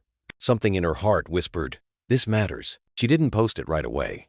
She showed it to Jonas first. He stared at the photo for a long time without saying a word. Then nodded once. Slow. "Let them see," he said. "Let the world see what love looks like when it survives." The post went live at 7:18 a.m. Caption: "She waited. He fought. This is what hope looks like." By 8 o'clock, it had 12,000 shares. By noon, it had reached Tokyo. By nightfall, it was everywhere. The photo spread like fire. People didn't just like it. They wrote novels in the comments. My daughter asked me if Bolt was an angel. I told her yes. I lost my dog last year. Seeing this made me cry in front of my kids. From Sao Paulo to your shelter, we see you. We believe in Nina. Bolt reminds me of my rescue dog, Kai, who saved my life during my depression. Thank you for sharing this. It wasn't just messages. It was murals. In Vancouver, a street artist painted the photo on the side of an abandoned building. In Osaka, someone recreated it using origamisms of tiny folded cranes surrounding the silhouette of a girl and her dog. In Paris, a school teacher printed the image and taped it to every locker in her class. Beneath each one, she wrote in chalk, "Be like Bolt." Jonas opened the email inbox tied to the rescue fund. It had crashed. When it came back online, there were over 300,000 unread messages. In the clinic, Nina didn't know about any of it. She stayed close to Bolt, whispering stories into his ears. She read to him from her notebook lines she hadn't shown anyone. She didn't care about trending tags. But Jonas showed her the photo anyway. A few days later, he knelt beside her chair and held the screen like it was something fragile. "You should see what the world sees." She looked at the image for a long time. She didn't speak. Then she reached out, traced Bolt's paw on the screen with her fingertip. "He's still protecting me," she said quietly. Jonas nodded. "And now, maybe you're protecting each other." At midnight, CNN called. At 2 a.m., BBC sent a crew request. The mayor of their own town hadn't spoken a word. But strangers across oceans were, sending letters, supplies, and something more valuable than any donation: belief. Bolt didn't know about any of this, of course. But in his own way, maybe he did. He was getting stronger. He could sit up now, with help. He licked Nina's fingers again. And once he barked. Soft, hoarse, but real. Nina laughed. That small, airy sound that still broke something open in Jonas every time. "That's his 'I'm famous now' bark," she said. "Jonas Grinned." Don't let it go to his head. In a world full of noise, it was a single Imaja girl and her dog, together in survival, that reminded millions what mattered. Not politics, not platforms, just presence. Love that stays, even when it hurts. especially then. It didn't start with justice. It started with damage control. The school board, silent for weeks, suddenly released a public statement. Vague language, no names. Phrases like deep concern, policy under review, and student safety is our utmost priority. But people weren't buying it anymore. Not after the photo. Not after millions had seen the shelter, the scar on Bolt's side, the quiet way Nina laid her head on his chest. Empathy had cracked open something far older. Outrage. And it was growing teeth. By the end of the week, 3 teachers quiet for months submitted anonymous statements. We reported the bullying. It was ignored. We warned the administration. No action was taken. This didn't begin with Bolt. It won't end with him unless we speak. Someone leaked emails dated weeks before the incident. Warnings. Descriptions of the boys cornering smaller students. Even one note from a substitute teacher that simply read, "There's something mean in their eyes. It scares me." Jonas read that line 3 times. Each time, he felt like someone had finally put words to what Bolt must have sensed all along. The mayor held a press conference. Her voice trembled, not with emotion but discomfort. "In light of recent public concern, we will be launching an internal review." The cameras flashed. A journalist from Channel 6 raised his hand. "Why only now? Why did it take a viral photo for you to act?" She didn't answer, but the silence said everything. Nina watched the press conference from Jonas's living room. She was curled up beside Bolt, his breathing steady now, a gentle rhythm against the soft folds of the blanket she'd tucked around him. She didn't blink much, just stared. Jonas sat nearby. He didn't ask what she was thinking. She spoke first. Her voice was low, but certain. "They didn't believe me before." Jonas looked over. "They do now." Nina reached down, stroked Bolt's furslow, deliberate. Then she whispered, "They see us now." Jonas knew what she meant. Not pity. Recognition. Not just of what had been done, but of who she was and what she'd survived. There's a line in grief when the world stops looking at you like a broken thing and starts seeing the fracture as something sacred. That line had finally been crossed. The boys who hurt Bolt, their names hadn't been released. But people were talking. And in the hallways of that, school whispers became thunder. Other kids spoke out. Stories surfaced. Account. Resate. It wasn't just about the dog anymore. It was about a pattern. About silence that had been mistaken for peace. At the clinic, donations continued, pouring in it, just money. But books, letters, art from children around the world. One girl from Ireland had sent a painting. It showed Nina as a knight in silver armor, standing beside a dog with a golden scar across its chest. She held a banner that read, "Truth is loud even when it whispers." That weekend, Jonas found a small group of people standing quietly outside the school. They weren't shouting. They held signs. "Justice for Bolt. Protect all students. What you allow, you teach." More cars began pulling up. A woman handed Jonas a coffee. "I saw your post. We came from 2 towns over." "Ugh." Jonas thanked her but couldn't find the words. She smiled. "You don't need to say anything. You already did." Back at home, Nina asked if they could add something new to the shelter. "Like what?" Jonas asked. She pulled out a page from her notebook. A sketch simple but sharp. It was a heart carved in wood, wrapped in a leash, not as restraint but as protection. In the center, a small bolt of lightning. "It's not just for Bolt anymore," she said. "It's for all of us. Lead." Jonas nodded, eyes burning. "Then let's make it permanent." This wasn't a headline anymore. It was a reckoning. The town couldn't erase what it had ignored. The school couldn't unsee what it had failed to act on. And Nina? She wasn't fading anymore. She was framing it. One line, one drawing, one truth at a time. She wasn't just the girl with the dog. She was the girl who made the world look again. And what they saw was power. The room was too clean, too quiet. A single window overlooked the playground, where laughter still happened, as if the world hadn't cracked open weeks ago. There was a plant in the corner dying, despite someone's best efforts, and on the table between them, a box of tissues no one had touched yet. Nina sat with her hands in her lap, her legs barely brushing the floor. The swing of her feet was slow, unconscious. The collar, Bolt's collar, was in her coat pocket, wrapped in the sleeve she never used. Across from her sat Miss Morales, the school counselor. 37, cautious eyes, sleeves rolled up like she wasn't hiding.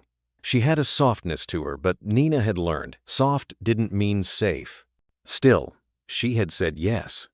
Not because she trusted, but because Jonas had nodded gently that morning and said, "You don't have to speak. Just let someone sit with you." So she came. The first 5 minutes were silence, broken only by the light tapping of a pen against a notebook Miss Morales hadn't written in. Then, "You can start wherever you want," she said. "Or not at all.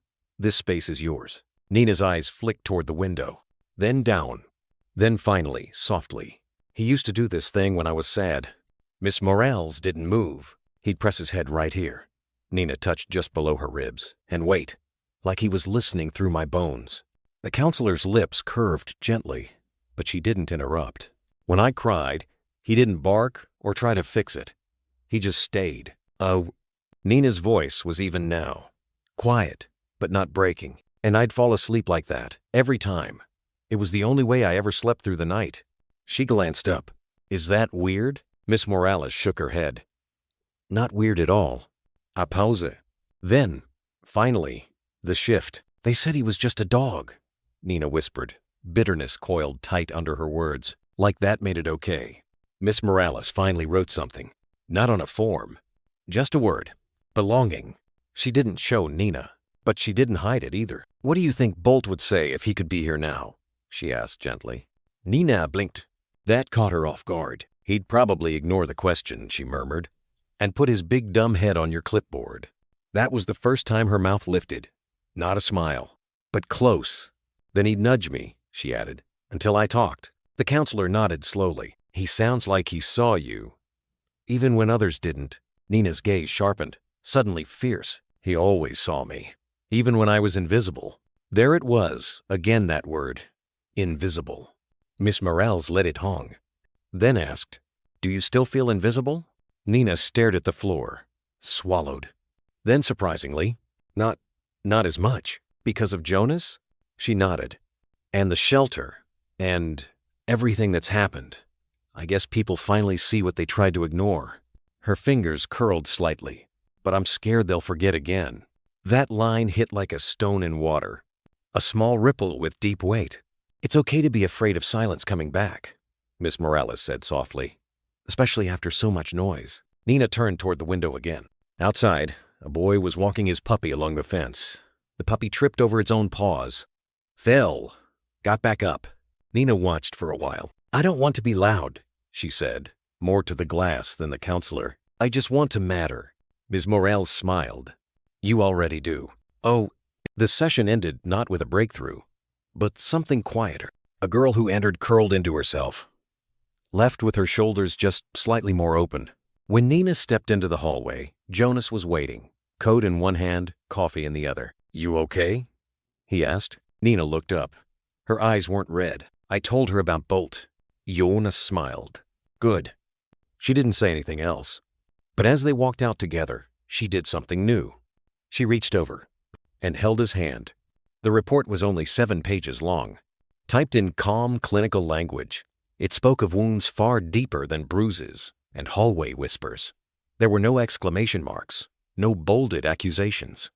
Just the cold truth collected gently, word by word, from a girl who had once refused to speak at all. Miss Morales submitted it on a Friday morning. 3 copies, one to the principal, one to the district office, one for herself. It included the words Nina had whispered without flinching. "They did it because they could. Because they thought no one would believe me. Because Bolt couldn't talk." And then, perhaps most damning of all, some teachers saw. They turned away. By Monday, the report was leaked. Not by Miss Morales, but someone higher up. Someone tired of watching things rot behind polished desks. The leak reached a local journalist who had covered the shelter story. By noon, the headline read, "Girl who inspired nation says school, let them hurt my dog." The fire lit itself. Messages flooded the district's inbox. Thousands. Not all were kind, but most were clear. Do something. The mayor's office issued a tight, colorless statement.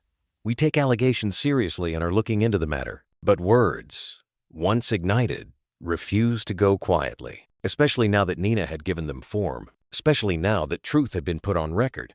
In the staff lounge, teachers sat silently as the email notification pinged across their screens. Urgent. Mandatory review of incident report involving student. NL. Some read it. Some deleted it. One Mr. Keller stood up, walked to the principal's office, and slid his resignation across the desk without a word. He had seen it happen. In the hallway, near the gym, he had paused for 1 second, just one, and then kept walking. That second now played on repeat in his head. He didn't deserve to teach anymore. He knew that. I heard the dog cry, he whispered as he left the building. The boy's parents were next. They'd spent weeks dismissing it all as overreaction, painting Nina's silence as instability. One mother had told a PTA meeting that some girls are just sensitive.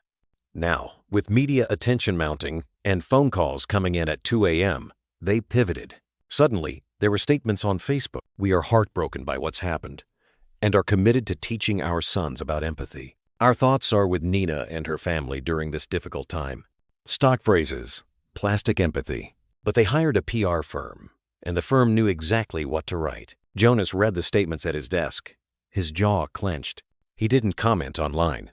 But that afternoon, he printed one out, folded it, and handed it to Nina. She looked at it, quiet, blank, then said, without anger, they're sorry they got caught. Jonas didn't argue. He just nodded. Back at school, something began to shift. Not loudly, not cleanly. But in the cafeteria, 2 students stood up when Nina walked and cleared a spot beside them. In the hallway, one teacher placed a hand gently on her shoulder and whispered, I'm sorry, I didn't know how to help. Nina didn't reply. But that night, she added something new to her notebook, a small drawing, Bolt's paw print, with a caption in pencil, still here. By week's end, the school board held an emergency meeting. They invited Nina's family. They asked Jonas for a statement. Miss Morales read her report aloud, voice steady as stone. Outside, protesters held up hand-painted signs. Justice for Bolt, protect the quiet ones, silence a safety.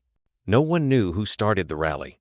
But by the time the meeting ended, the superintendent had announced, on independent investigation, asterisk, a leave of absence for the principal, asterisk, a review of all prior complaints involving the boys. And for the first time, something more than noise filled the air. Accountability. Nina didn't speak at the meeting. She didn't need to. Her story was now louder than the ones who once tried to erase it.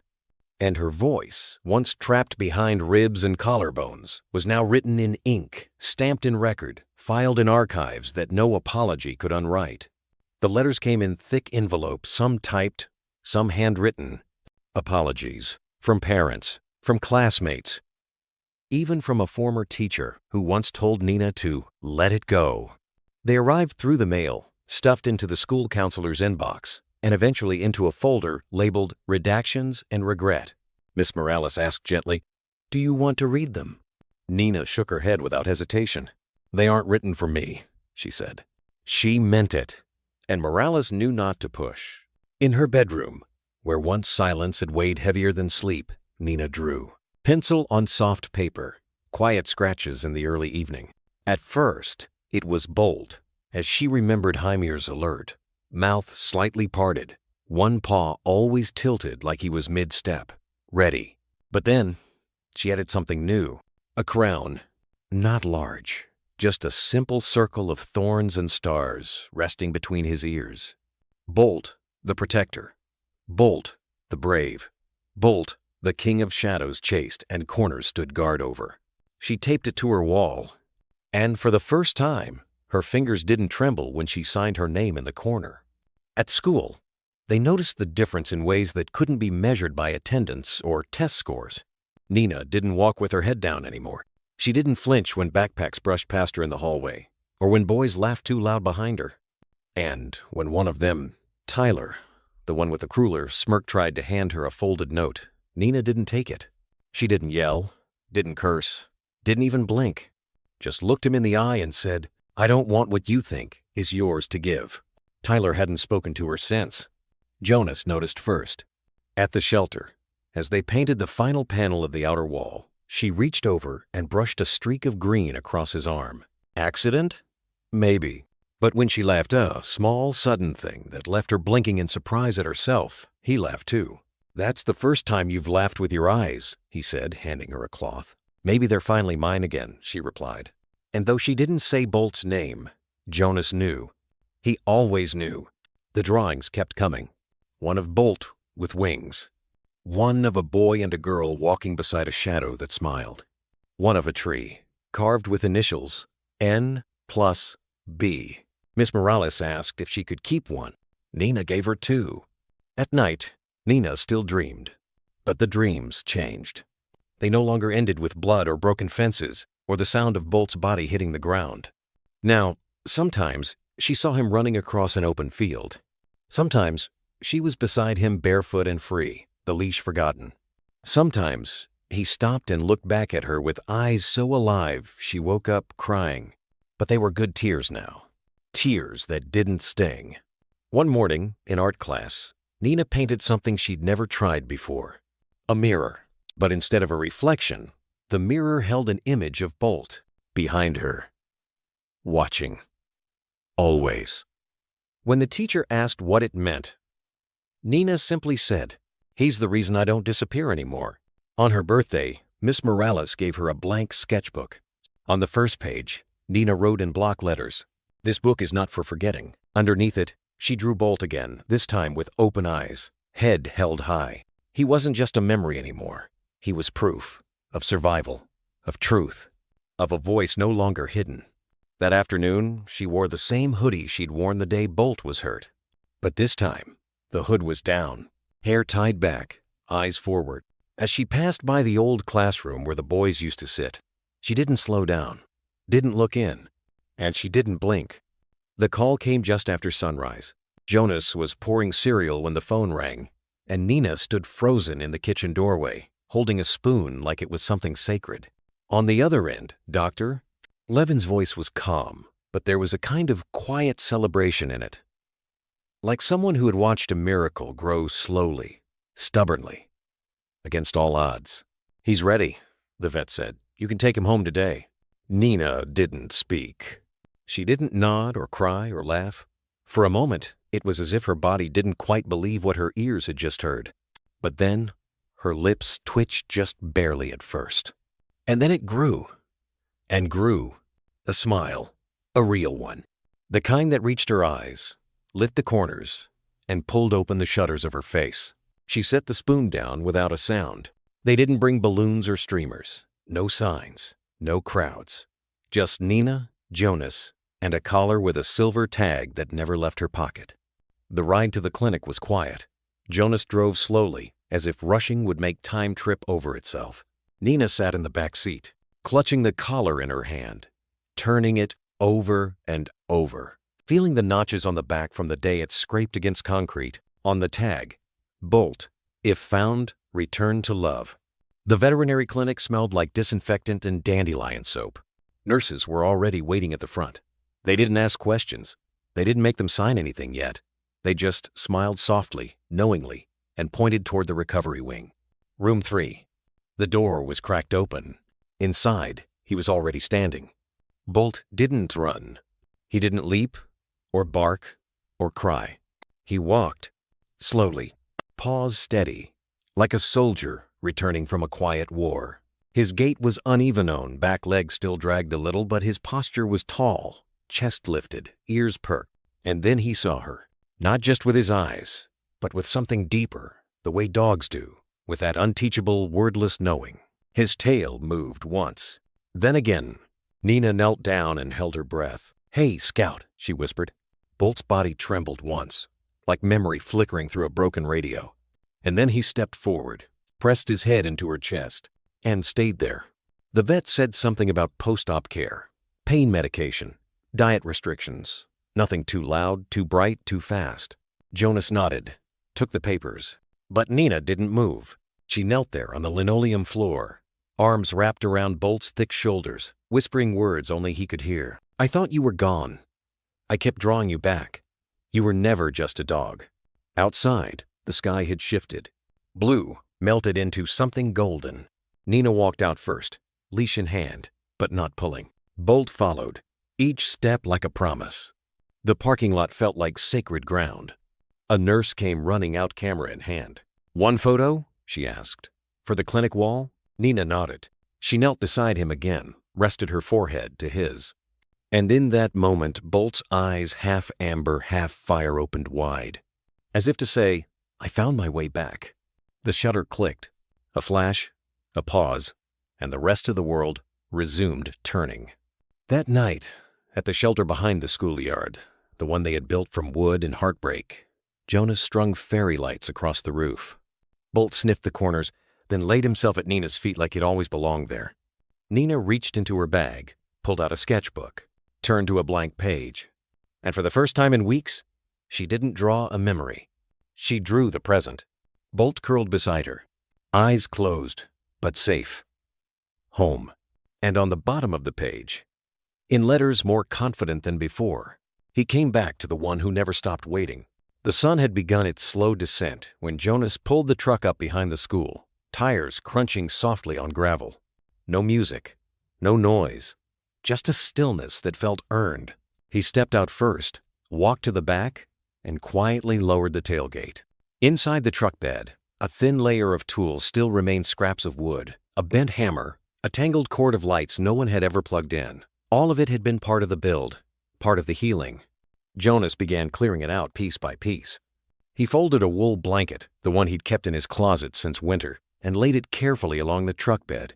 Then he stepped back, hands on his hips, watching the space like it had become sacred. And in many ways it had, because this wasn't just a truck anymore. It was the final stretch of a pilgrimage. Nina opened the passenger door slowly. Bolt looked up at her, as if asking permission. He didn't leap down. Not this time. His body was still learning balance again, limbs stiff from days of lying still, but his spirit, that spark in his eyes, it had never dimmed.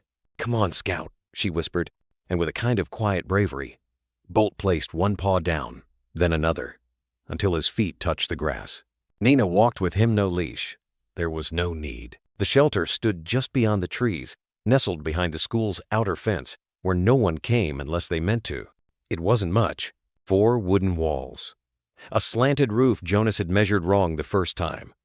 A small window carved at Nina's insistence, "So light can find us," she'd said. But when Bolt looked at it, head tilted, ears perked, he wagged his tail once. Nina knelt beside him, held the door open with one hand. "This is yours now," she said. He stepped inside with the reverence of someone entering a memory. And maybe he was. Because the scent of cedar, the grooves in the floor scratched by a screwdriver, the tiny heart Jonas had carved in the back wall, all of it had been built with hope. Bolt sniffed once, circled twice. Then, with a gentle groan, he laid himself down at the center of it all, as if to say, "I belong here." Nina sat beside him. She didn't rush to speak, didn't look for a place to pose or take a picture. She just was. Jonas brought over the second blanket and laid it down near the entrance, but Nina didn't move from her spot. Her hand rested lightly on Bolt's ribs. She counted each breath. Up, down, a rhythm, a proof of life. "It's strange," she murmured after a long time, voice like twilight. "It doesn't feel like I'm remembering him anymore." Jonas leaned against the outside wall, folded his arms. "Because you're not," he said. "He's here." She nodded. And for the first time in months, she didn't look like she was waiting for something to be taken away. Outside, the wind began to hum. Not loud, not sharp, just enough to make the wind chimes Jonas had hung in a tree nearby rattle softly like whispers, finding each other across distance. Inside, Nina stretched her legs, leaned her head against Bolt's neck. He adjusted his weight, groaned a little, then settled again so close that her heartbeat seemed to echo through his ribs. "Remember when I told you he used to chase my shadows?" she asked quietly. Jonas nodded. "He doesn't need to anymore," she whispered. "There's nothing left to be scared of." And in the shelter they had built with nails, notebooks, and not a single blueprint, they all lay still, as if time, for once, had forgotten to move forward. That night, when the stars came out, Bolt didn't bark at them. He watched. Silent. Present. Home. It began with soup. A mason jar wrapped in an old dish towel, still warm, left on the ward's front step. No note, just a simple act of care. By mid-morning, there were more. A basket of muffins tied with a shoelace, a lasagna in a foil tray, a loaf of rye bread wrapped in wax paper, Nina misspelled on the corner with a heart drawn beside it.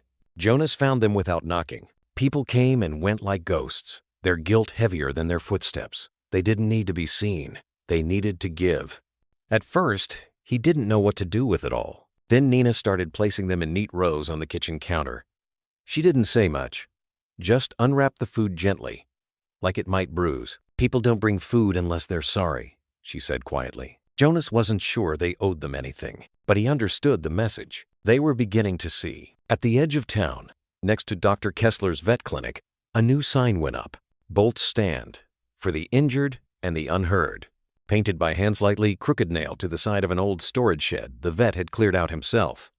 Inside, clean towels, medical supplies, quiet cages, a single cot. No adoption banners, no donation jars. Just care, just healing. Kessler didn't charge for it. Said it was time someone did the work that didn't ask for applause. When asked why he called it that, he just looked toward the ridge where the shelter stood. Because some dogs don't survive, and the ones that do, they deserve to be believed. At the local shelters, names started appearing on volunteer lists. Not parents, not retirees, kids. Teens who used to pass Nina in the hallway without meeting her eyes now signed up to clean kennels and brush-matted fur. Some brought treats from their own backpacks. Some sat beside frightened mutts and read books aloud in whispers. One boy showed up with an old stuffed animal, missing one eye. "It used to be mine," he mumbled, placing it in Bolt's shelter. "Figured he earned it." No one mocked him. Another girl folded origami dogs and hid them under the food bowls, tiny messages scrawled on their sides. "I hear you. I'm sorry. You're safe now." It wasn't just the young ones. An elderly woman left handmade dog sweaters at the fence. A mechanic offered free oil changes to anyone who donated to Bolt's Stand. Someone planted marigolds outside the shelter without asking permission, just did it, as if the ground needed color again. Hope moved in strange ways. Quiet, reluctant, but real. One afternoon, as Jonas came home from the feed store, he noticed something different on his porch. Not food, not flowers. A single folded sheet of lined paper, weighted by a small rock. No name. Just 5 handwritten words in pencil. "Thank you for not freezing." He read it once, then again. His hand tightened around the paper like it might vanish. Not freezing, not shutting down, not pretending Bolt was just an animal, not letting the town's silence drown the truth. He sat on the top step for a long time, the paper resting on his knee. Nina came out and didn't ask what it was. She just leaned into his side and sighed. Later that evening, as the sun dipped into the trees like a secret too beautiful to keep, the forest glowed in a quiet kind of gold, the kind that makes people stop and listen, even if they don't know why. The air had cooled, brushing through the tall grass like a memory. Somewhere in the distance, a bird called once, then went silent. Bolt stirred in his shelter. The boards were still rough, the nails slightly uneven, but it stood sturdy and honest, the way things built with love always are. Inside, the old blanket Jonas had laid across the floor still held the warmth of the afternoon. Bolt's breath was soft now, deeper than before, like his body finally knew it didn't have to brace anymore. He moved slowly, deliberately, not from weakness, but from knowing every step now mattered. And when Nina's footsteps approached, he rose. Not out of habit, not from pain, out of instinct, because no matter how broken he once was, he always stood for her. Nina knelt beside him. Her boots were muddy, her jeans still streaked with grass from earlier that day, when she'd refused to go inside until the last piece of the shelter was done. But in her hand, she held the same sheet of paper she'd carried since morning. It had creases now, edges curled, one corner torn. She had folded it into a small square. She placed it beside his paw gently, like it was something sacred. "You didn't freeze either," she whispered. The words barely traveled above a murmur, but Bolt heard them. He always did. He leaned forward, just enough to brush his tongue across her knuckly, a single, quiet gesture that somehow said everything. Then he lowered his head onto the blanket, his eyes blinking slowly, steadily, and finally closing. But he was not afraid, and he was not alone. They called it a ripple, not a storm, not a revolution, not even a movement. Just a ripple.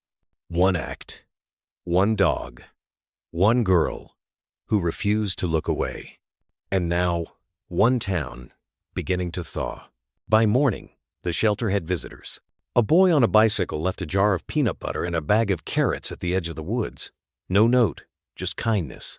A girl from school, the same one who had once whispered cruel things in the hallway, brought 2 packs of gauze and a tin of salve, her face pale with something like regret. Even the mailman paused that day. He stood for a moment in front of Jonas's house, staring toward the woods, like he was waiting for something to arrive.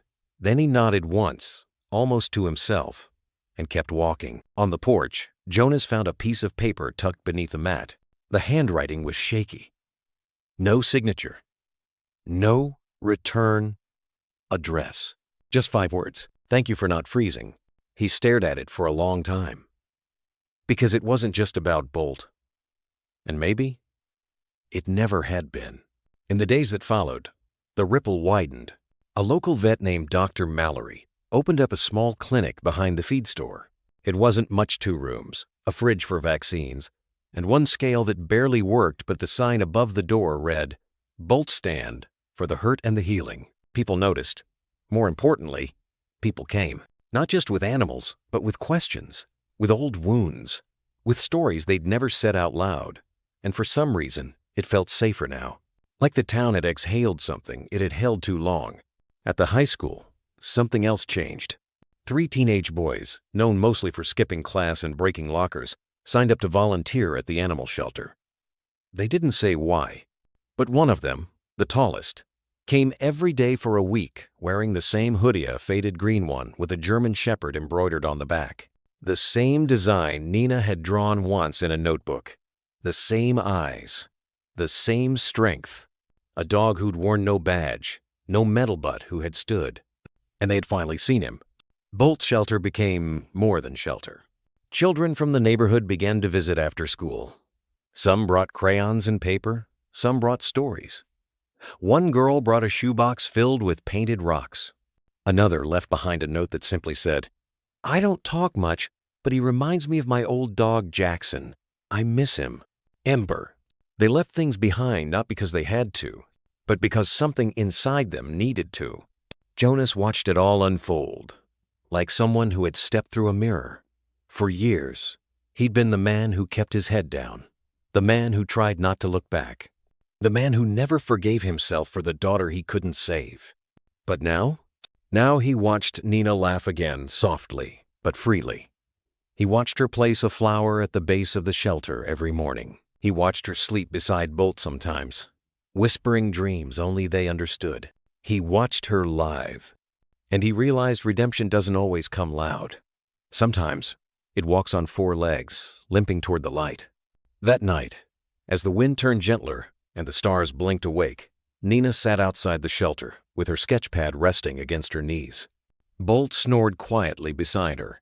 On the page was a drawing, a girl and a dog.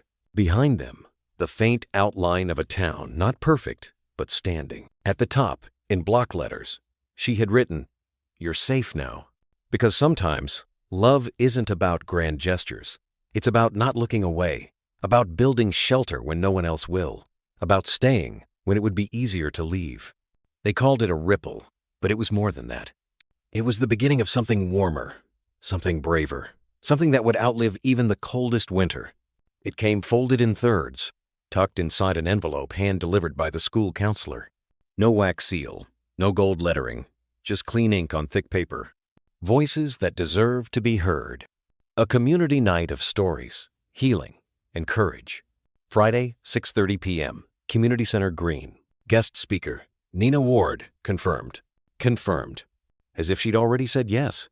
As if she had a voice the town had been waiting to hear. Nina stared at the paper for a long time at the kitchen table, her thumb tracing the edge again and again until it started to fray. She didn't blink, didn't speak. Her lips were pressed into a line so thin they disappeared into her skin. Jonas read over her shoulder. "She doesn't have to go," he told the counselor gently. "Not if she's not ready." But Nina didn't look away from the words. "Who else is speaking?" she asked, voice barely above a whisper. "Some teachers, a vet tech, the mayor," briefly. "Survivors of the flood last year, and—" the counselor hesitated. "Another girl, from your school." Nina nodded once and said nothing more. The flyer stayed on the fridge all week. Jonas caught her glancing at it from time to time, between washing dishes, between brushing Bolt's fur, between sketching in the late light, but she didn't touch it again. On Thursday night, just before bed, she found Jonas in the garage, oil-stained hands working a rusted bolt loose from an old feeder bin. She stood in the doorway a moment, then quietly, "Do you still have that blue dress? The one Mom bought me before the wedding we didn't go to?" Jonas froze. His wrench slipped and clanged to the floor. When he turned to her, she was already gone, the door creaking softly behind her. He didn't call out, just stood there in the silence, heart racing in the way it only did when the world shifted in quiet ways. That night, he found the dress folded in tissue, untouched since the day Nina refused to leave her room. He laid it out gently on her bed, noticed she'd placed her drawing of Bolt nearby, this one different. He wore a medal around his neck, but there were words above his head, sketched in her tidy block handwriting. Not a pet, not a tool, not just a dog. He heard me when no one else would. Friday came warm and windless. By noon, the town center was buzzing. Paper lanterns swayed between the light poles. Foldable chairs lined up like tin soldiers across the grass. Teachers moved in and out of the town hall with clipboards. Local kids chalked messages on the sidewalk. "You matter. Speak loudly, even if your voice shakes." The stage was simple. A low riser, one mic, a string of white bulbs overhead. Nina and Jonas arrived through the back. No fanfare, no reporters. Nina wore the blue dress, like armor-creased but brave. Her hair was down, combed straight, a tiny braided strand tucked behind one ear. She held Jonas's hand tighter than usual. Bolt, on leash beside her, moved slow but steady. A soft bandage still covered part of his hind leg.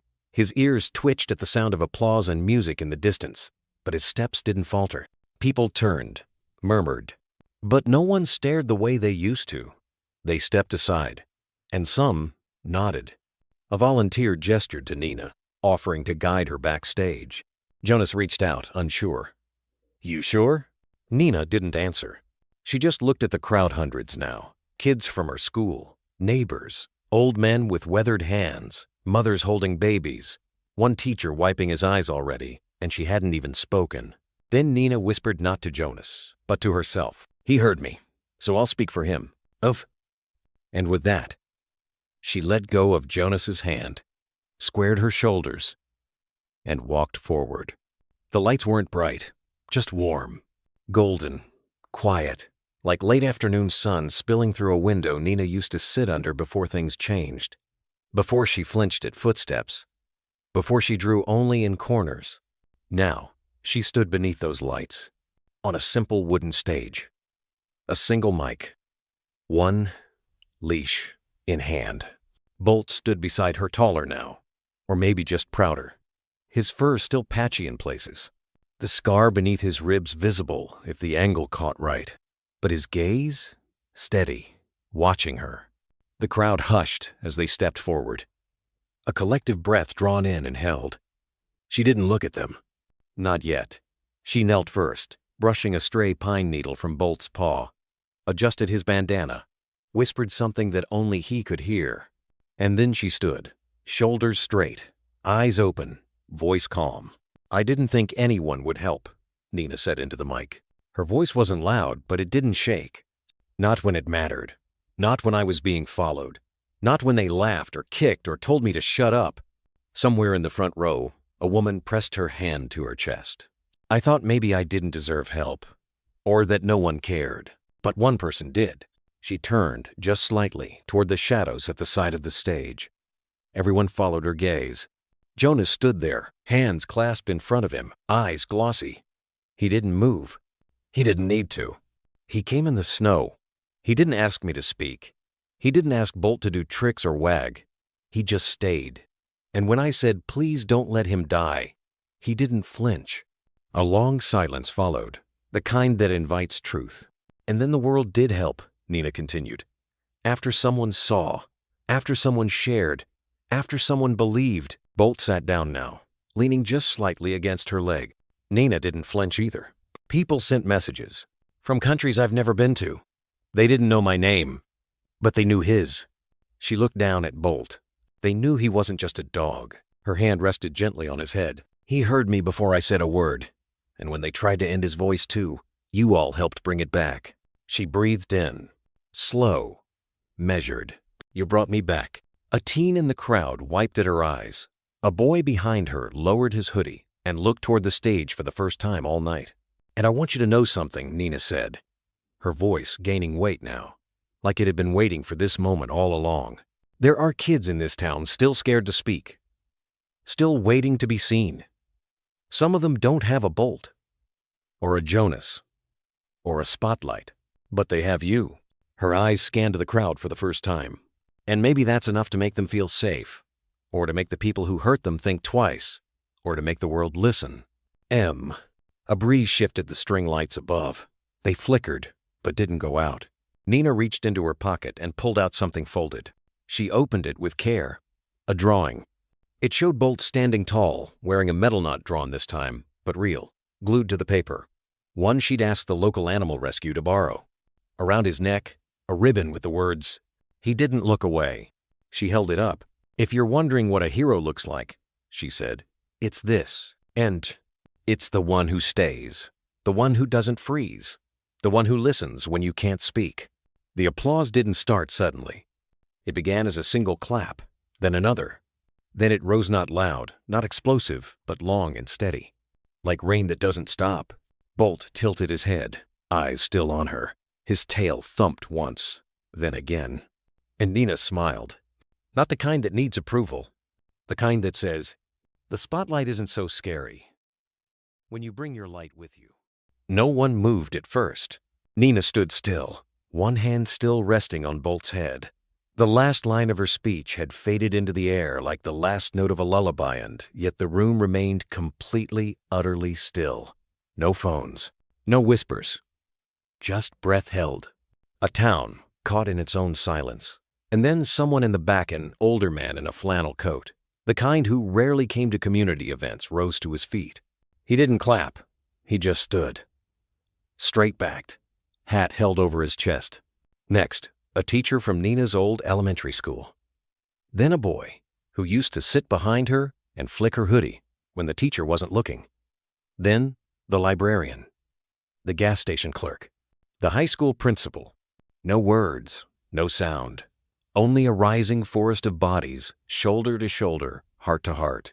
Some held each other's arms, others stood alone, but all of them faced the same stage, where a girl who used to flinch in the hallways now stood unshaken, where a dog who once nearly died from silence now stood as proof that survival has a shape and a heartbeat. And then, softly, the clapping began. Not thunderous. Not like the kind you hear at football games or political rallies. This was different. It was slower, measured. Hands meeting as if to say, "We saw what we missed. We are late, but we are here." Nina didn't cry. She didn't tremble. She just looked out over them, her eyes steady, accepting, but not pleading, strong, but not distant. This wasn't applause for performance. This was recognition. The kind that makes people sit with their own reflection and not look away this time. Bolt leaned into her, as if sensing the shift. His tail wagged once, then again. Jonas was standing near the curtain now, eyes glassy, jaw clenched. He didn't clap either. His hands remained at his sides. But his gaze said everything. He'd once found a freezing girl and her dying dog in a collapsed barn. And now he was watching her walk through fire on her own terms and come out lit from within. Nina gave one final nod to the crowd, then turned. She didn't rush. She walked slowly, deliberately, Bolt at her side. As she passed the stage curtain, a little girl in the front row reached out not to touch Nina, but just to wave, quietly, Like maybe she'd been waiting to do that for a long time. Nina nodded to her and kept walking, down the steps, past the ropes, into the corridor where the echoes of the auditorium faded into softer, more personal air. Behind her, the applause was still going, but it didn't follow her like a burden. It stayed where it belonged on that stage, in that moment marking the end of one chapter and the quiet beginning of another. Bolt walked proudly beside her. His steps were slow but firm, each paw placed like punctuation, his head held high, his scars visible, his presence undeniable. At the end of the hallway, Jonas waited. He held something in his hands. It wasn't a bouquet or a plaque or a certificate. It was Nina's old sketchbook, the one she left in his truck the first night she spoke. He held it out. She took it, didn't say a word, but her fingers tightened around it like someone reclaiming a missing limb. Jonas glanced at Bolt. He did good. Nina looked down. Bolt was sitting now, eyes on her. "We both did," she said softly. They walked out into the evening together. The sun had dipped low, casting the sky in colors too stubborn to fade gold, edged with violet. A bit like memory. Outside the auditorium, a few townspeople waited. Some had placed candles on the stairs knot, lit for mourning, but for marking. Not grief, just remembrance. Just respect. A child had chalked something on the sidewalk. Bolt equals brave. And beneath it, smaller handwriting read, Nina equals strong. No one erased it. No one stepped on it. Nina looked at the chalk, then at Bolt, then up at the stars beginning to peek through the dusk. She didn't say goodbye to the crowd. She didn't have to. This wasn't her ending. It was her walk forward. And she didn't blink. Not even once. The snow had melted weeks ago, but the cold still clung to the mornings like an old habit. On some days, Nina would wake up early before the sun, before the town stirred. She'd sit on the porch with a blanket around her shoulders and Bolt curled against her feet. The silence wasn't heavy anymore, but it was still present, like the final note of a lullaby, humming just beneath the wind. Some days were quiet victories. Others were hard. There were mornings Nina didn't want to speak, didn't want to draw, didn't want to explain the weight sitting on her chest like a shadow without form. On those days, she'd simply sit beside Bolt, forehead against his fur, letting his heartbeat remind her that breathing was enough. She still didn't go near the old schoolyard. Not yet. Jonas never pushed. He had his own ghosts. He'd moved his bedroom to the back of the house, where the view didn't include the barn. He'd replaced the broken slats, rebuilt the fencing, painted the shelter butt, the scorch marks on the earth. He left those, said they were part of the story now, like scar tissue. A way to remember, without reopening. Some nights he still heard the storm in his dreams, still saw Nina's small body curled over Bolt's in the wreckage. He didn't always sleep well, but he never missed a morning check-in, never left her alone longer than she wanted, and never once asked her to get over it, because he knew healing didn't move in straight lines. It looped, it dipped, it circled back when you least expected. Bolt still limped, especially when it rained, but he walked farther now, ventured out onto the field again. His gait was uneven, but his tail still lifted, still wagged when Nina called his name. They had routines now. Nina fed him in the morning and again at dusk. She mixed his pills with peanut butter and laughed softly every time he tried to lick the spoon. Jonas sometimes watched from the porch, arms crossed, coffee cooling in his hand, not wanting to interrupt a moment that didn't need fixing. There was still quiet between them, but it wasn't empty. It was the kind of quiet people shared when they trusted one another to show upheaven on the days they couldn't speak. One afternoon, Nina brought out a new drawing. She didn't say much, just slid it onto the table and walked away. Jonas stared at it for a long time. It was Bolt, of course, but not as a soldier, not as a fighter. This time, Bolt wore a bandana and sat in a circle of grass, head tilted, tongue lolling happily. Above his head, Nina had drawn a crooked crown of daisies. There were scars along his legs, but she hadn't hidden them. They were traced in soft gold ink highlighted, not erased. Jonas exhaled. Sometimes, art said what words couldn't, and sometimes it said what you weren't ready to admit out loud. That maybe, just maybe, they were going to be okay. Not perfect, not back to before, but okay. There were visitors now and then. A vet tech who brought Bolt supplements. A retired K-9 handler who'd heard about the story through a trauma support group. A mother who whispered thank you with tears in her eyes, saying her son had spoken up about bullying for the first time after hearing Nina's speech. Not every conversation healed something, but every voice added to the echo. And echo, when repeated gently, could feel a lot like hope. One chilly evening, Nina sat by the fireplace. Bolt lay beside her, one paw over her foot. She was sketching again, eyes narrowed, tongue pressed lightly to the corner of her mouth, the way she did when she was focused. Jonas sat down across from her. "You think it'll ever feel normal again?" he asked. Nina didn't look up. "I don't want it to."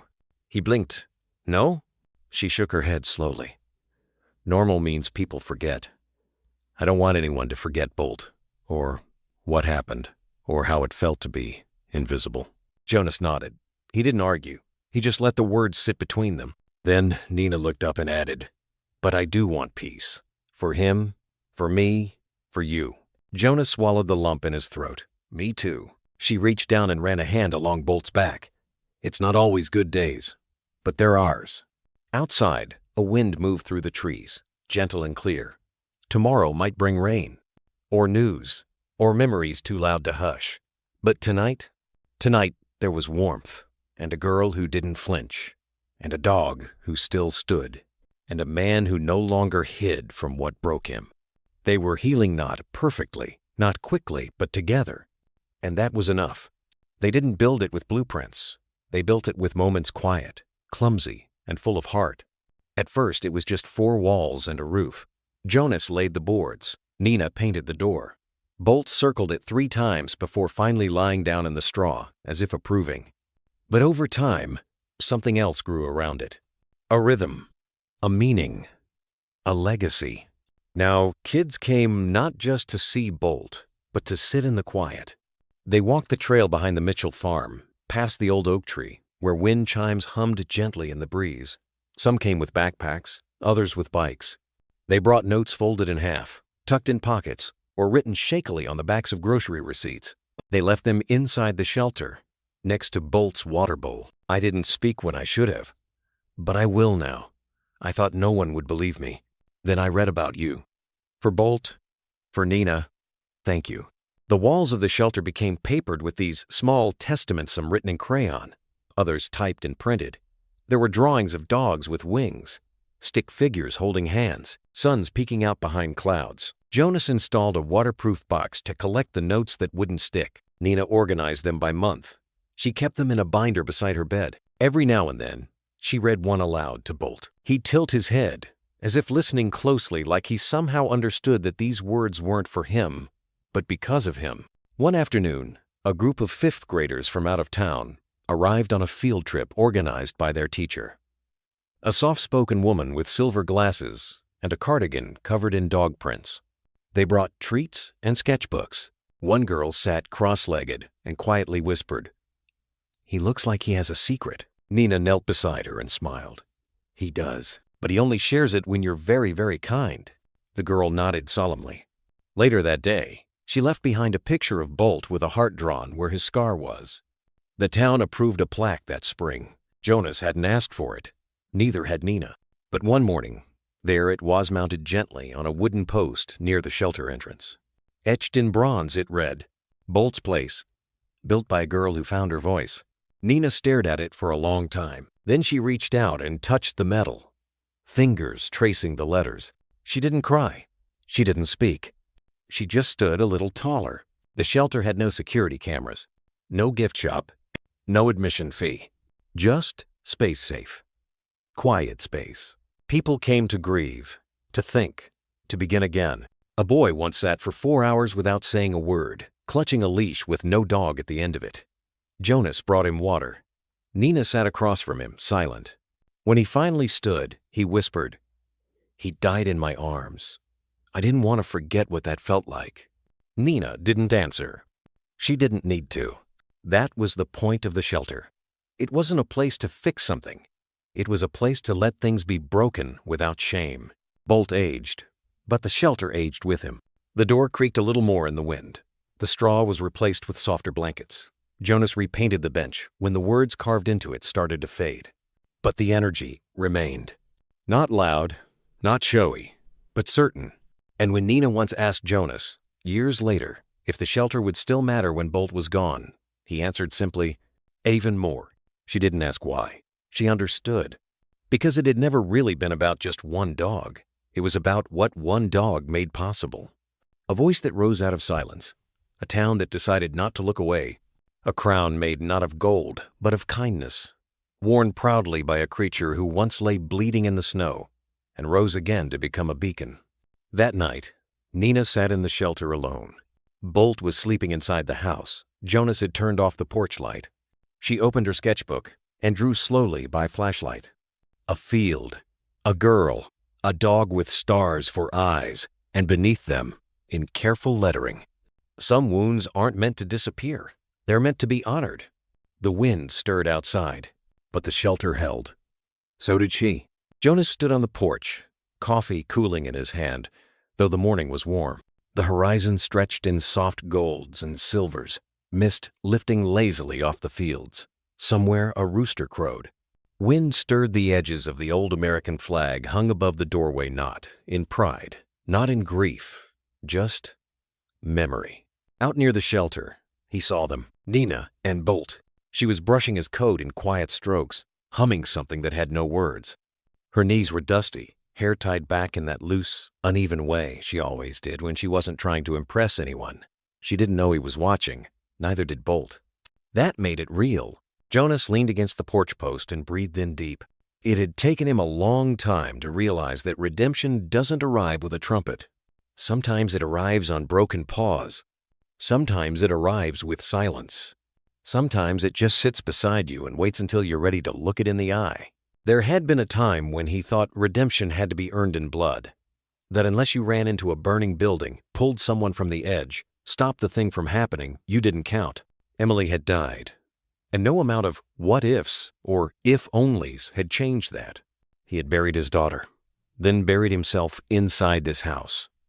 Inside rules. Inside self-punishment, disguised as structure. He thought he could outrun guilt by building fences around it. Then Nina had arrived, quiet as snowfall, sharp as a cut. And Bolt, who should have died, who would have died, had he not chosen to believe in the impossible just one more time. Jonas had fed that dog on instinct, but it was Nina who kept him alive. And somewhere between the emergency surgery and the quiet nights, between her silence and the first time she drew again, Jonas saw it. This wasn't a second chance. It was a different chance. He watched Nina laugh when Bolt sneezed from the brush dust. A real laugh. Not polite, not guarded, just breath and joy, all tangled up. She didn't look like a girl who had been broken. She looked like a girl who had walked through the fire and brought someone with her. And Jonas realized, with a heaviness he didn't mind carrying, that he had helped do that. Not by solving anything, not by fixing her, but by staying, by showing up when no one else did, by learning how to listen to silences, to sideways glances, to the way Bolt would place his paw on her knee like punctuation to an unspoken sentence. He hadn't saved Emily. That weight would never fully lift. But he had saved these two. And maybe, just maybe, that meant part of him had been saved too. Later that afternoon, Nina sat on the porch steps, Bolt's head resting in her lap. She was writing something in a small notebook, the kind Emily used to carry when she was Nina's age. Jonas watched from the doorway, hesitant to break the moment. But Nina looked up and spoke without prompting. "Do you think being a hero always feels loud?" He blinked. Loud? Like sirens, applause, headlines. Jonas sat beside her, careful not to startle Bolt. "No," he said after a while. "I think real heroes usually don't know they're being one." She nodded, eyes scanning the horizon. "I used to think I'd be rescued," she said. "Like someone would burst in and carry me away. And now? I think maybe we rescue each other. In pieces." Jonas felt something loosen in his chest. It didn't clang. It didn't explode. It simply let go. He reached over and rested a hand gently on her back. And in the quiet that followed, they didn't need to name anything. Not pain, not hope, not even love. Because some things are too big for names. They just are. Like redemption. Like the way a broken man can build a shelter. Like the way a girl who stops speaking can become the voice of a town. Like the way a limping dog can still lead the way. That night, Jonas folded away Emily's old photo. Not out of forgetting, but out of peace. He placed it inside a drawer not to lock her away, but to give space for something else to live here too. And when he stepped onto the porch one last time before bed, he whispered into the dark, "I couldn't save you, but I saved them." The wind didn't answer. It didn't need to. Because something in him finally did. Some stories don't end, they echo. What Nina, Jonas, and Bolt shared wasn't just survival. It was a reminder that healing rarely comes in straight lines. Sometimes it limps. Sometimes it waits in silence. And sometimes it arrives wrapped in fur, with eyes that never judge, and a tail that still wags, even after everything. German shepherds, like Bolt, remind us why we love them, not just for their strength or intelligence, but for their loyalty that doesn't ask questions. For their ability to stand beside us when words fail. This story wasn't just about a girl, a dog, and a broken man. It was about what happens when someone chooses to care, when someone doesn't walk away. May we all be more like Bolt, brave in the face of fear, gentle in moments of pain, and unwavering in love.